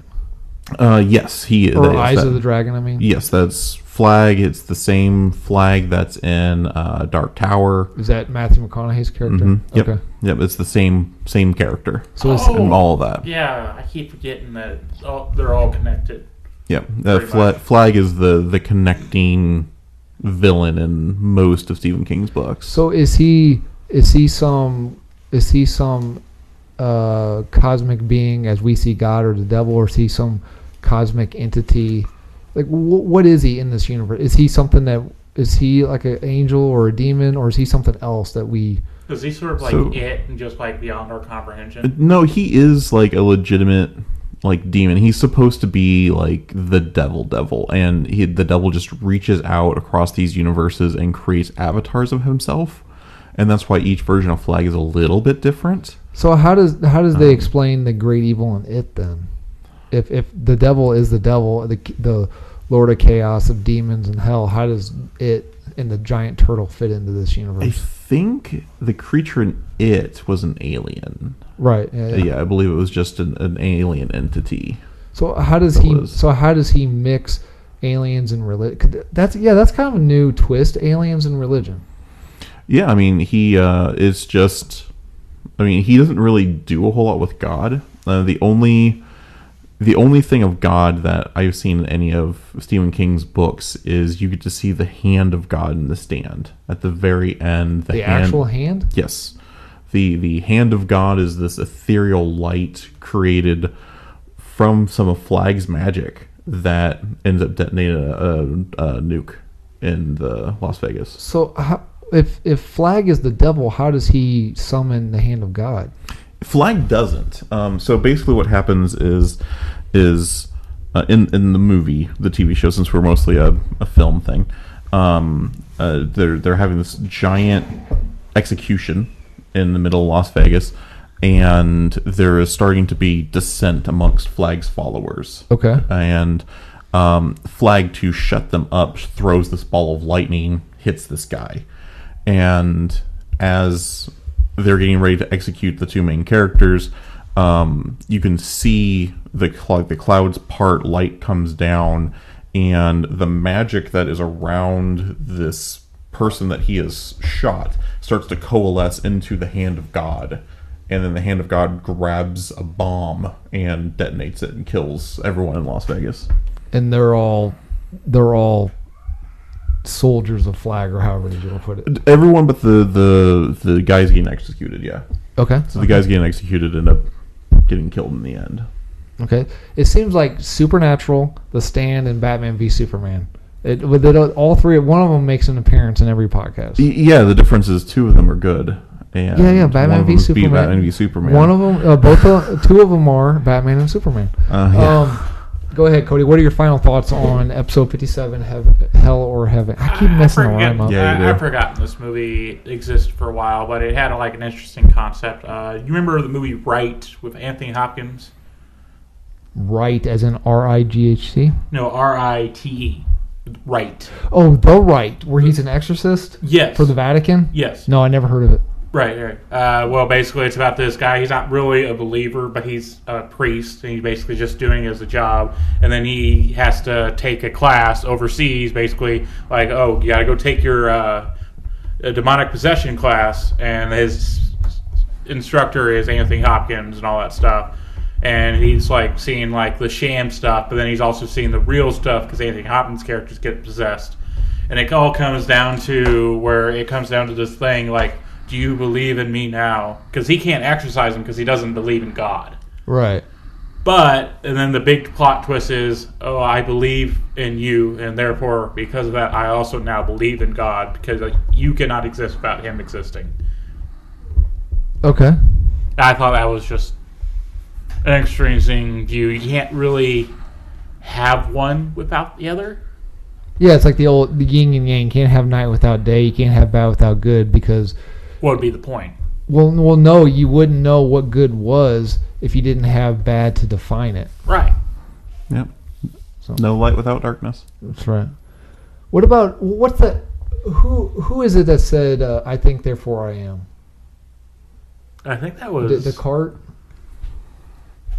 That's a real classic philosopher's quote. Is it Descartes? But you know what I'm talking about? I think therefore it was a philosophical pondering. Socrates? No, I don't think it was that old. Rene Descartes. Okay, so what if we made a movie about heaven or hell where there is no religion, but because we think there is a God, we create, therefore there is a God. That's an interesting way to put it. That it's just we forced it into existence.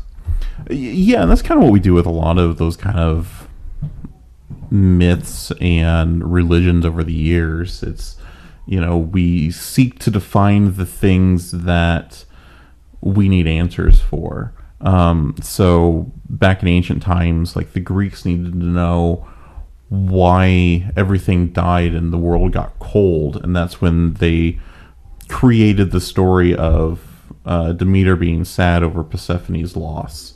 They need to know why there was evil in the world, so that's why they created the story of Pandora. And eventually the devil, because it's yeah, I killed my neighbor. It's not my fault. It's the devil. Don't blame me. The devil did. Yeah, and I think as we as humans kind of evolve and get a better understanding of the world through science and through philosophy, the needs of our religious needs evolve with us. It's the God of the gaps. Is what it is. Yeah. As the need for the Greek and Roman and Egyptian and Norse gods have fallen by the wayside, it's opened up the doors for the need for newer religions, and that's where we get Christianity and Judaism and Catholicism. And I think at some point, maybe I think we're nearing the end of its life cycle as well. But what about this? We're maybe in our lifetime, at least I know, I'm fairly certain in our lifetime we're going to at least visit Mars. Maybe not in our lifetime we'll start living there, but I think in our lifetime we're going to visit Mars. You guys fairly confident in that? Landing a person on Mars? I think these three. We're not going to, but someone. I speak for yourself. I'm in a program right now. Okay, my fault. Yeah, Me and you. But the point is, here's my point. How long is it going to be before religion's set up on Mars? Once we start colonizing Mars, there's day 3 of Mars colonization. We'll see someone who brought a crucifix and a Bible and. I claim this planet for Christianity. So you think we're gonna? So you don't think there's going to be a new religion set up? No, not immediately. I think it could evolve eventually. A Martian-based religion that humans cause, but I think right now if we're talking about landing astronauts on Mars and eventually colonizing it with how we see the world today, I think we'll bring our religion with us. Okay. I think the only thing that's really going to shake that is if we start seeing aliens. Then we'll be praying to them. Yeah. We got on a really political stance on this podcast today. That was weird. No, not really political. I thought we'd be really blasphemous this episode. Oh, okay. Fuck God! Wow. No, I'm sorry. Wow, Cody. Forgive me, God. I was waiting for the lightning bolt. Well, he'd have to go for the house, so I think it doesn't want to. He wants to hit me, not Adam's family. All right. Well, you leave first, and then I'll leave after you. That's why I didn't park near you. Post-pod trivia. Y'all ready? Yeah, bring it on. Y'all ready for this? Who's the clown from Spawn? Violator. Violator, yeah. Oh, he's a creepy-ass demon. Holy shit. I'm going to read some lyrics to songs about heaven/hell/devil/God. You name the song. Clutch. There's no clutch. Oh, okay. Okay.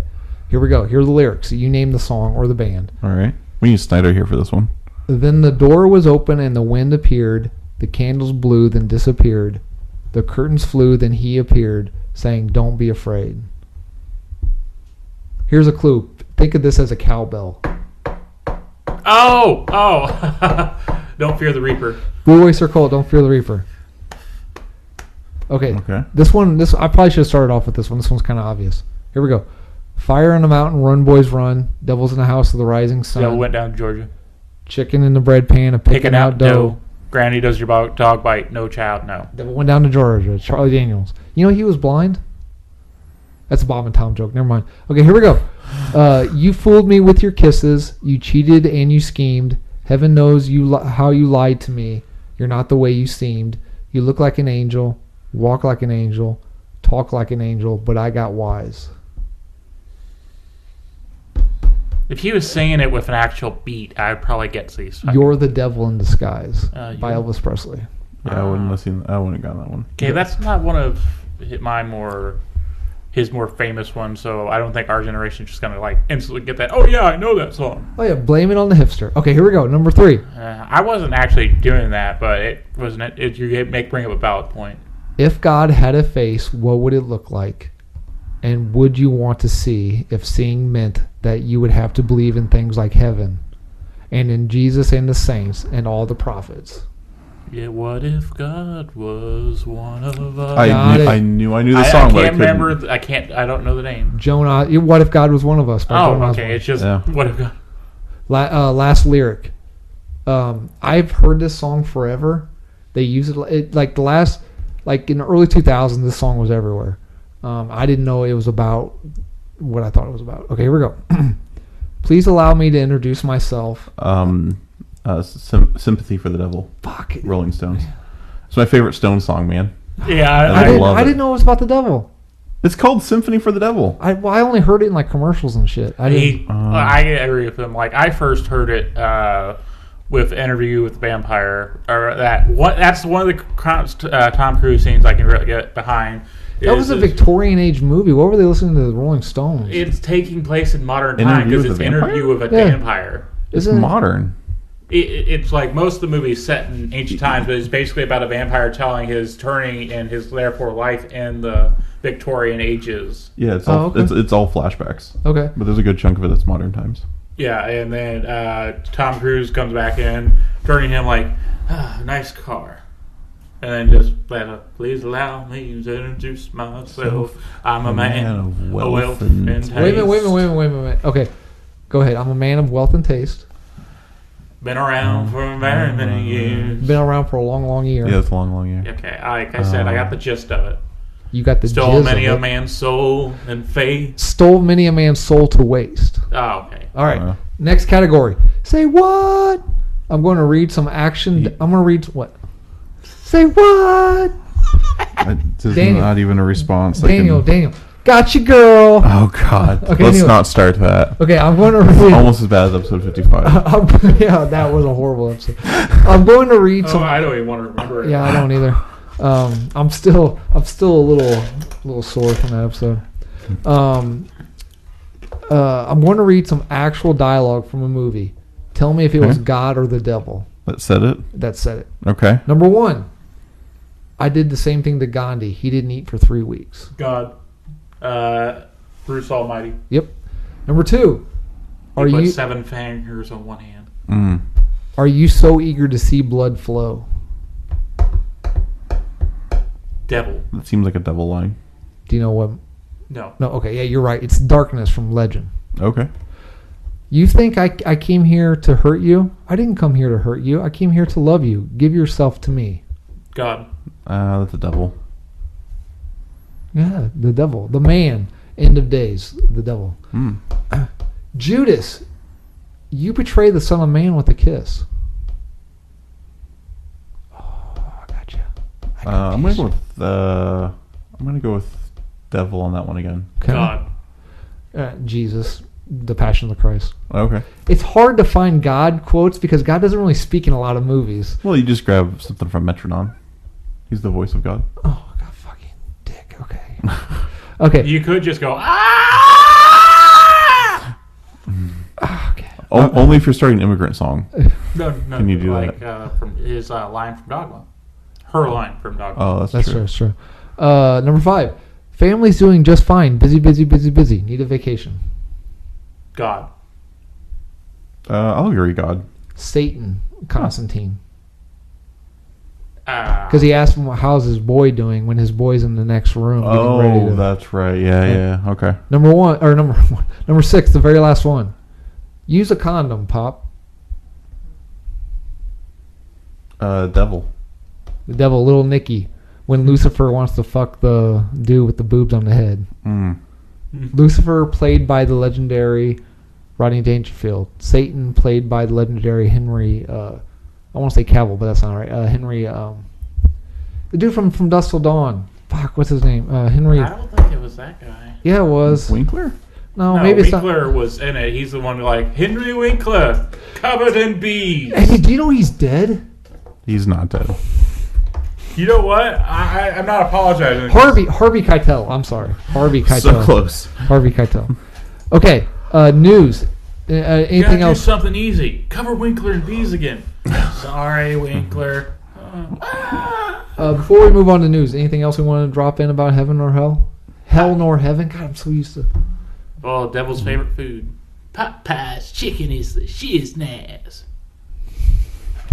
South Park? No. No? Little Nicky. Oh, I'm seeing that movie for... He pacifies a demon by just making a giant bucket of Popeye's chicken. Oh, that's right, yeah. Don't eat the bunnies! Is that why you have KFC today? Is it in honor of that scene from Little Nicky for the I biblical wish podcast? I want Popeye's chicken. I wish we had one around here. I've been craving some of their chicken. You know there's 3 other people in the room and you just ate right in front of us. Yeah, I know. Okay, all right. News. I had to display my dominance. Okay, I got you.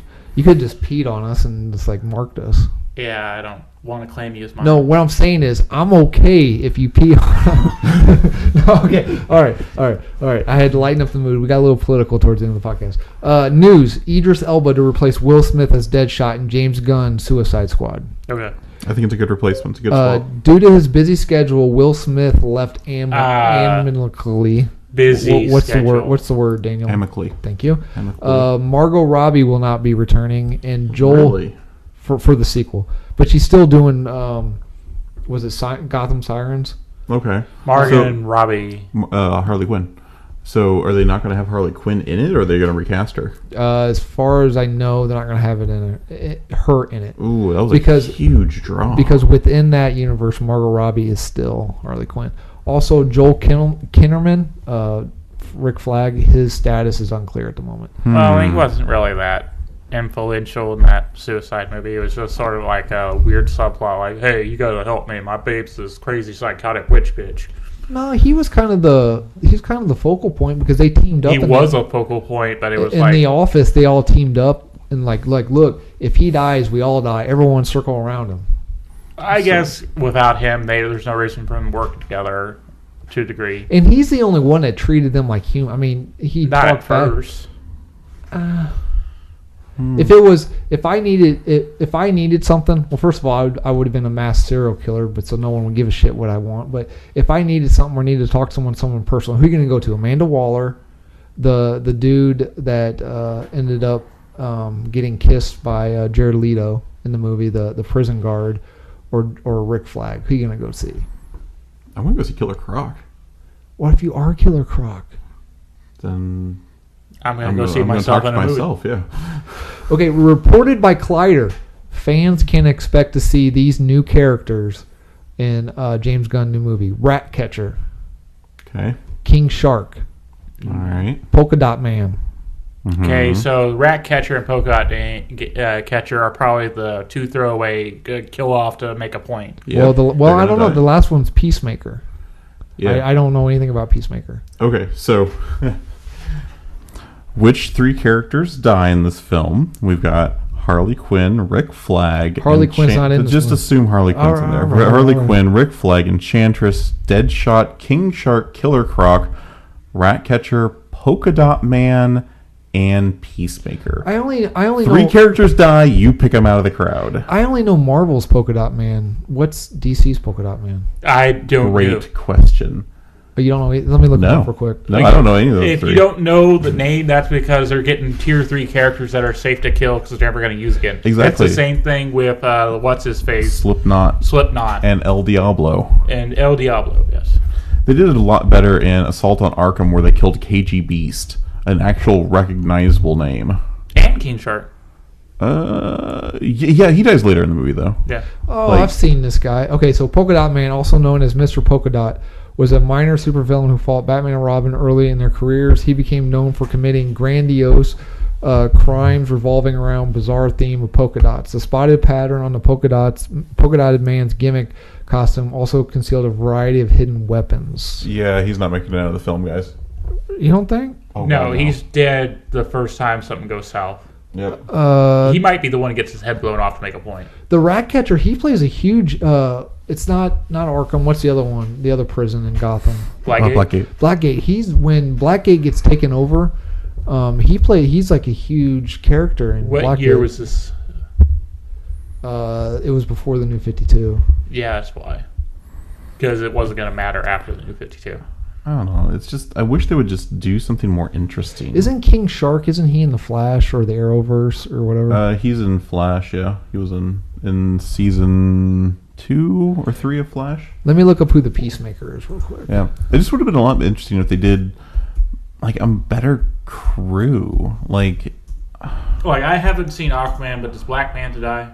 no, He doesn't. no. Does he Hey, get captured? I'm getting ready to watch it when I go home. Don't. Oh shit! I'm sorry. I thought I heard you watched it. God, he is. That's all he does is spoil shit. Yeah, Don't tell Tyler. but like Go ahead. I mean, you're saying you could do like Reverse Flash. You could do Poison Well, they Ivy. haven't introduced him yet, and they're saving for the Flash movie. Yeah, right. No, it's just it's like you keep saying the only major characters are just bad versions of the main one. So the Green Lantern movie is going to be the Yellow Lanterns. Sinestro. It's going to be Flash and Reverse Flash, or they could do Zoom at least. Professor Zoom. The Peacemaker is a name of a series of superheroes originally owned by Charlton Comics. I wonder which character Alan Moore turned the Peacemaker into for the Watchmen, because a lot of the Charlton Comics characters are actually. So the Peacemaker is Christopher Smith, a pacifist diplomat so committed to peace that he's willing to use force as a superhero to advance the cause. Well, that's fucking he's dead. ass backwards. He's like, I'm not going to use violence against them. Shot in the head. Oh, the character is used as the basis for the comedian Alan Moore's The Watchmen. Yeah, I think that's a safe bet, yeah. Okay. Well, so this kind of irritates me because I don't really like James Gunn personally. I like his movies, but I feel like his movies are very formulaic, and I think he's just going to do a Guardians of the Galaxy via Suicide Squad. I don't know about that. Like, have you been seeing the trailers for that when movie he's been doing Brightburn? Yeah. That's looking pretty... Dude, you've got some serial killer breathing going on in the microphone. He's just I breathing. need to breathe. I have to breatd. I'm not... No, hold your breath, Daniel. Hold your breath. Hold your breath. We'll do a camera shot. You must sacrifice for the podcast. How much did it cost you? Don't worry. I'm literally CPR certified for my job, so... You just want mouth to mouth. I know the tongue technique, if you know what I mean. Uh-huh. It's where I tongue your butt. Remember, Make me gasp. compression on the chest goes to fat bottom girls. Yes. Or staying alive. Okay, so any more on that? On Suicide Squad? Yeah. No. No, any more on me tonguing your butt? Where did it go to the butt? It's like a blowfish. You just... and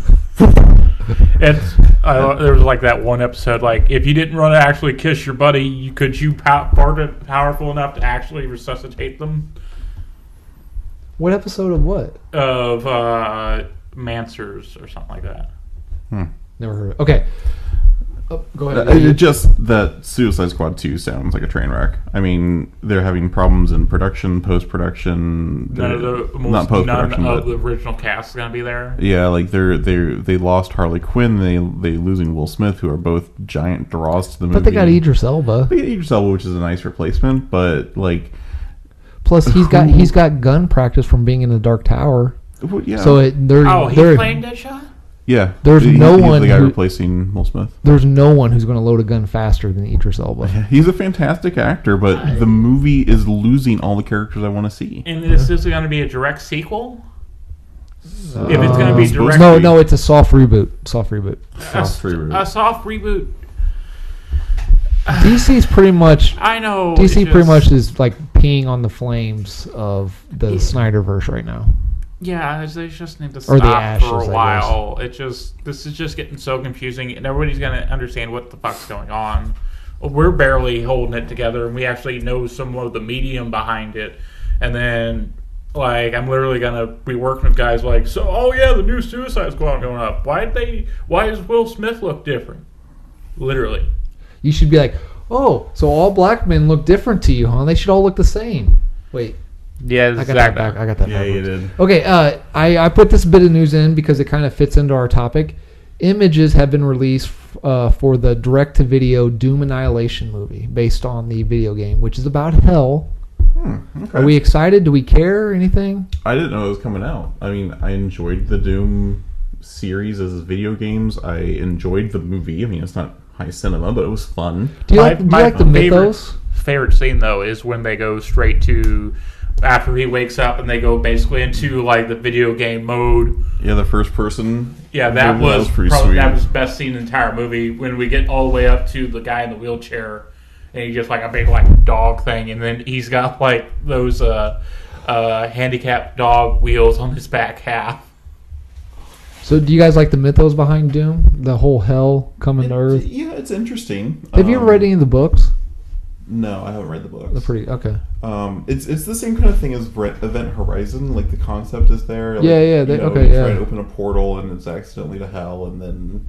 I like the idea of the 27th chromosome, and that determines if you are good. You're like oh yeah, you're a good person, but if you're bad, it just turns you into a fucking demon. But I want it because they've changed it.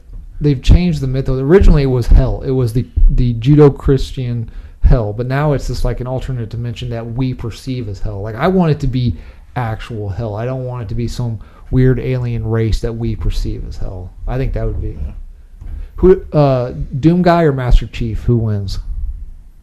Oh, well, there's been a video about this, I think. Yeah. I think Master Chief technically wins because he has more advanced technology. Doom Guy or Turok the Dinosaur Hunter? Oh, Doom Guy. Doom Guy wrecks Turok. Doom Guy or Mega Man? Mega Man. I don't know. I bet Mega Man has to hit Doom Guy a hell of a lot more times than Doom Guy has to hit Mega Man. He just charged shots. Yeah? how much health bar do you think that takes away from him? Because I mean, like, if you look at the pixels, like the bars. Mega Man's fully powered up. Fully powered up, you get 30 or 40, and Doom Guy has 225 health.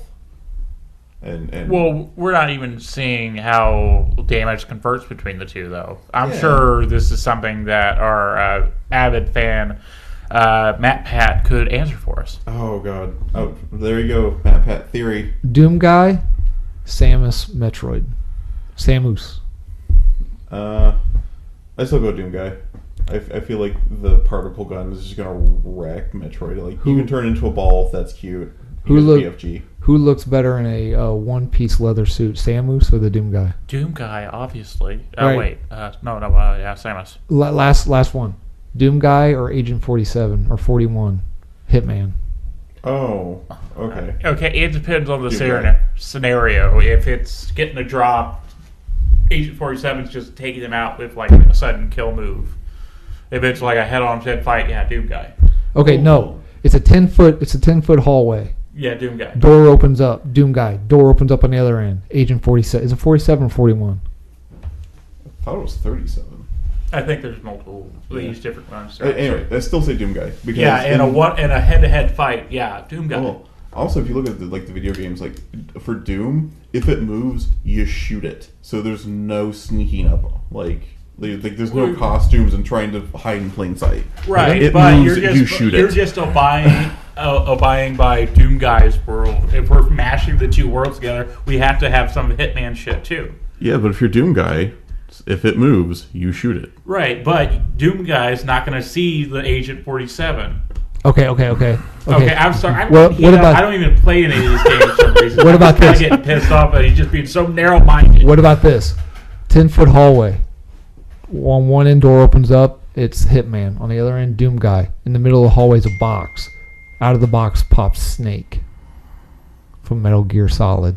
If he's already in the hallway, I think Doom Guy has literally the BFG, right? Yeah, he just hits them both in the same shot of the BFG. Boom.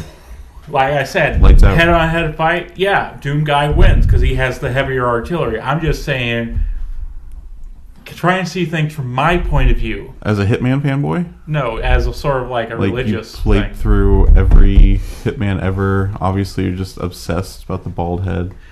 No. Okay. I think the reason is because I work with a guy that's got the damn barcode tattoo. Seriously? Yes. Has he ever had it scanned? I tried scanning it. Did anything come up? It didn't work. Oh. All right. He wasn't looking because we to differentiate our parts, we have a little barcode over in there and we scan it in so we can log time what time we was working on it. And I was actually tried to fucking scan to see if it actually put numbers in the computer. It didn't work. Okay.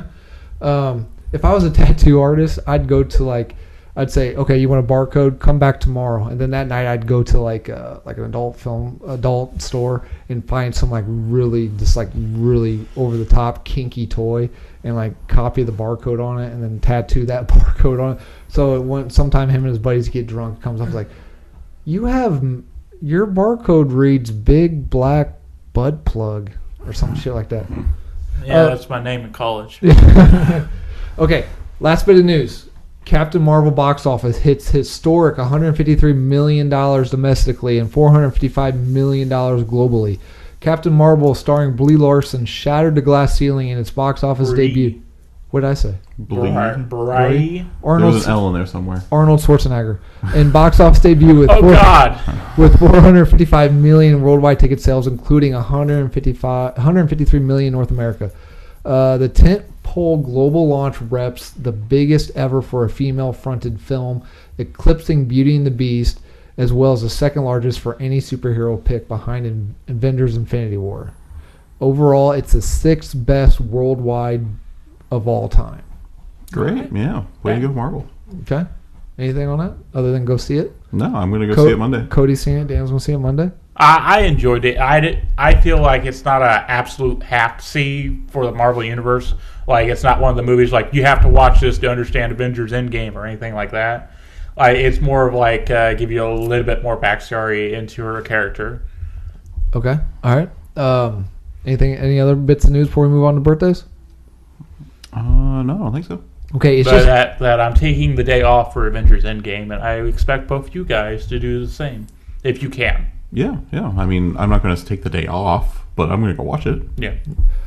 It's only normal celebrity birthdays today. None of the adult film stars had punny names, so. Okay, that sucks. Birthdays. You couldn't make your own? I know you research each and every one of them, so Dick you could just find Hammerbush. something like, she should have been called. The Burning Bush birthday today. Olivia Wilde. That is a weird fetish. I did this for Tyler. He loves Olivia Wilde, but he had to leave. So For good reason. Olivia Wilde. Happy birthday, Olivia Wilde. I did this for me, John Hamm. I love me some ham.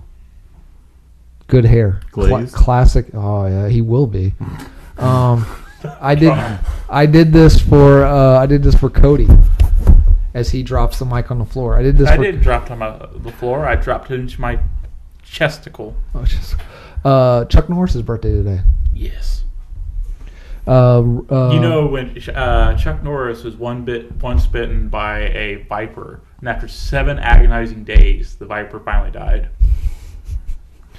Rick Rubin's birthday today. The guy who made the sandwich? No. I got that joke. Yeah, no. The dude, he's like any good music that's been out in the last 30 years, he's behind it. So Clutch? No, he has not worked with Clutch. Oh, okay. Good. You're such a dick. I really songs.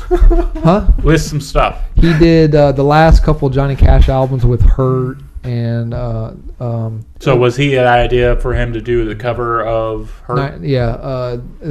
Blood Sugar Sex Magic from the Red Hot Chili Peppers, System of a Down, pretty much any great music he's behind.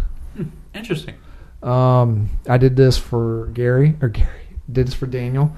Okay, Gary. The guy on your other podcast. Fuck, here we go. Seriously? That's the guy. Oh, God, Gary. Oh, I'm sorry, Daniel. And he called me his other podcast partner my God. Here we go. in the middle of the cast. Tyler's not going to let you live this down. No, I ain't. I'm sorry, Steve. Here we go. Carrie Underwood's birthday today. Yeah, I bet Gary likes Carrie Underwood my too, God, doesn't he? He does. Carrie Underwood would be a good porn doesn't star she name. have that? Isn't she Jesus Take the Wheel? Yes. Yeah. So Okay. why didn't you mention that in the songs? Oh, yeah, good question. I don't know. There's a lot of biblical music that we didn't get to. Yeah. And then my stuntman for today is Mitchell Gaylord, another porn name, I guess. He was Robin's stunt double in Batman That's Forever. actually a very classic name, and shame on you for trying to belittle it. Okay, Cody Gaylord. He was also Scorpion's stunt double in Mortal Kombat. Get over here. What's Gary think of Mortal Kombat? Fuck, I don't know. Okay, anyway. He doesn't go there for the conversation. He's just there for the action. Yeah, it's all physical. Anything else before we wrap it up? No, I don't think so. Okay. All right. I want to give special thanks to Jack, Taylor Benjamin, Miranda DeVore, Patricia Scheibel, Misty Summer, Lucia Resendez, CDMP1313, Madonna Ballard, Brandy Adams, Morgan D. TV, Jill Bryant, Evil Bill, Meatwad 440, Jason Tipton, and That Cousin Show for subscribing to our YouTube channel. Hey guys, thank you. I hope you enjoy the episode. We have subscribers? Yeah, a lot actually. I didn't tell any of those guys to subscribe. And This is kind of getting weird. And Let me say, so other than Jason Tipton, are we related to any of them? No, not that I'm aware of. Are we related to Jason? You were related to Jason Tipton. My right? cousin. Yeah, Okay, my cousin, right. Yeah. Yeah, and none of them seem to be bots, so I don't know. Maybe Hey, guys, maybe they are bots. I don't know. Thanks for listening. Ring the bell, like, share, and subscribe. What does that mean, ring the bell? There's a notification bell, and you click it, and whenever we upload a new video, whether it be one of the current ones or an old one that still needs to go into the vault, it will notify you through your phone. It'll just ping up there and say, hey, Adam got off his ass and Damage Control Podcasting finally brought up episode 30. I'm too busy working on my other podcast. He's too busy on his other podcast. Oh my God. Which you can also find on our YouTube channel. Yep. Yep. Dude, I tell you all the time, man. Let's do as many podcasts as we can, dude. I keep telling you, I'm free throughout the week. I'm working on a game. I'm working on a game except show. Wednesday, Friday, Thursday, Tuesday, and most Mondays. Not Wednesdays. You're not free on Wednesdays. What about? No, I said I'm not free Wednesday. Oh, okay. What about the second Wednesday of the week? No, I'm not free any Wednesdays. Okay. No, there's too much D&D going on Wednesdays. Well, I technically got 3 hours before we even start. More like too much D and P. DP. Okay, if you keep that up, we're going to force you to do a role-playing podcast on this channel. I will. Okay. Damage Control Podcasting is recorded in my parents' basement. You can check out the audio version at SoundClouds and iTunes. We also post a video version on YouTube. Search Damage Control Podcasting. For other DCP video content, please check out YouTube. Still working on it. Yeah, like Adam's other podcast. Check out DCP. Or Three Dudes in a Review. 3 Dudes in a Review. Yeah, you can get to see my smiling face and Adam's cheating face. Oh my God. Check out DCP Presents Jan's Got a Pod, a podcast dedicated to the filmography of musician, writer, director, and actor of Thomas Jane. I said Jane Got a Pod. The second episode will be up very soon. We did Deep Blue Sea. Oh, I finally get the reference of the name. It's like Jamie's got a gun. Yeah. And I reference our commentary that we did for Deep Blue Sea. Yeah, deepest, bluest. My head is like a shark fin. Yes. Even though Daniel's pissy, it's only going to be like a monthly pod or 2 a month. Yeah. Semi-regular. Make sure you check it out. It's a lot of fun. Especially the Deep Blue commentary. Is that on YouTube yet? Yes. Okay, yeah, that one's great. Adam had like 3 hours of sleep and 4 energy drinks that day. It was a hell of a commentary. Yes, it was. I'm pretty sure everyone thinks I'm gay for Thomas Jane. Don't say. Find us on Twitter at Damn Control as well as Reddit. Cody, what are we on Reddit? Damn Control Podcasting. Okay. Yep. /Damn Control. Contact. We're eventually going to do something on there. We've got a bunch of. I'm trying to get a computer for that exact purpose because I can't do the links on my phone. I got one you can have. I really wouldn't like to have because the relationship goes south. I don't want to be like, I want all my shit back. Hey, I'll take it. Daniel's going to take it, and he's going to sell it. I'll sell it to you. Yes. I'll take the fucking computer then. No, give me the fucking money. Okay. Contact us at I have a rare $2 bill that is misprinted and that says 3.5. Contact us at DamageControlPodcasting@gmail.com. Cody, you're going to close tonight's episode. Take us out as a godlike being telling the audience to listen to our show. In the end, it wasn't the weapons of man that destroyed God. It was man itself. That's not them telling us to listen to our show. You said, all right, fine. It was the creations of the Damage Control Podcasting that destroyed God once and for all when they realized how silly some of this stuff was. Like the platypus. Naughty platypus. We are the platypus of podcasting. I am the walrus. No, we're the platypus. Cuckoo. Okay. All right.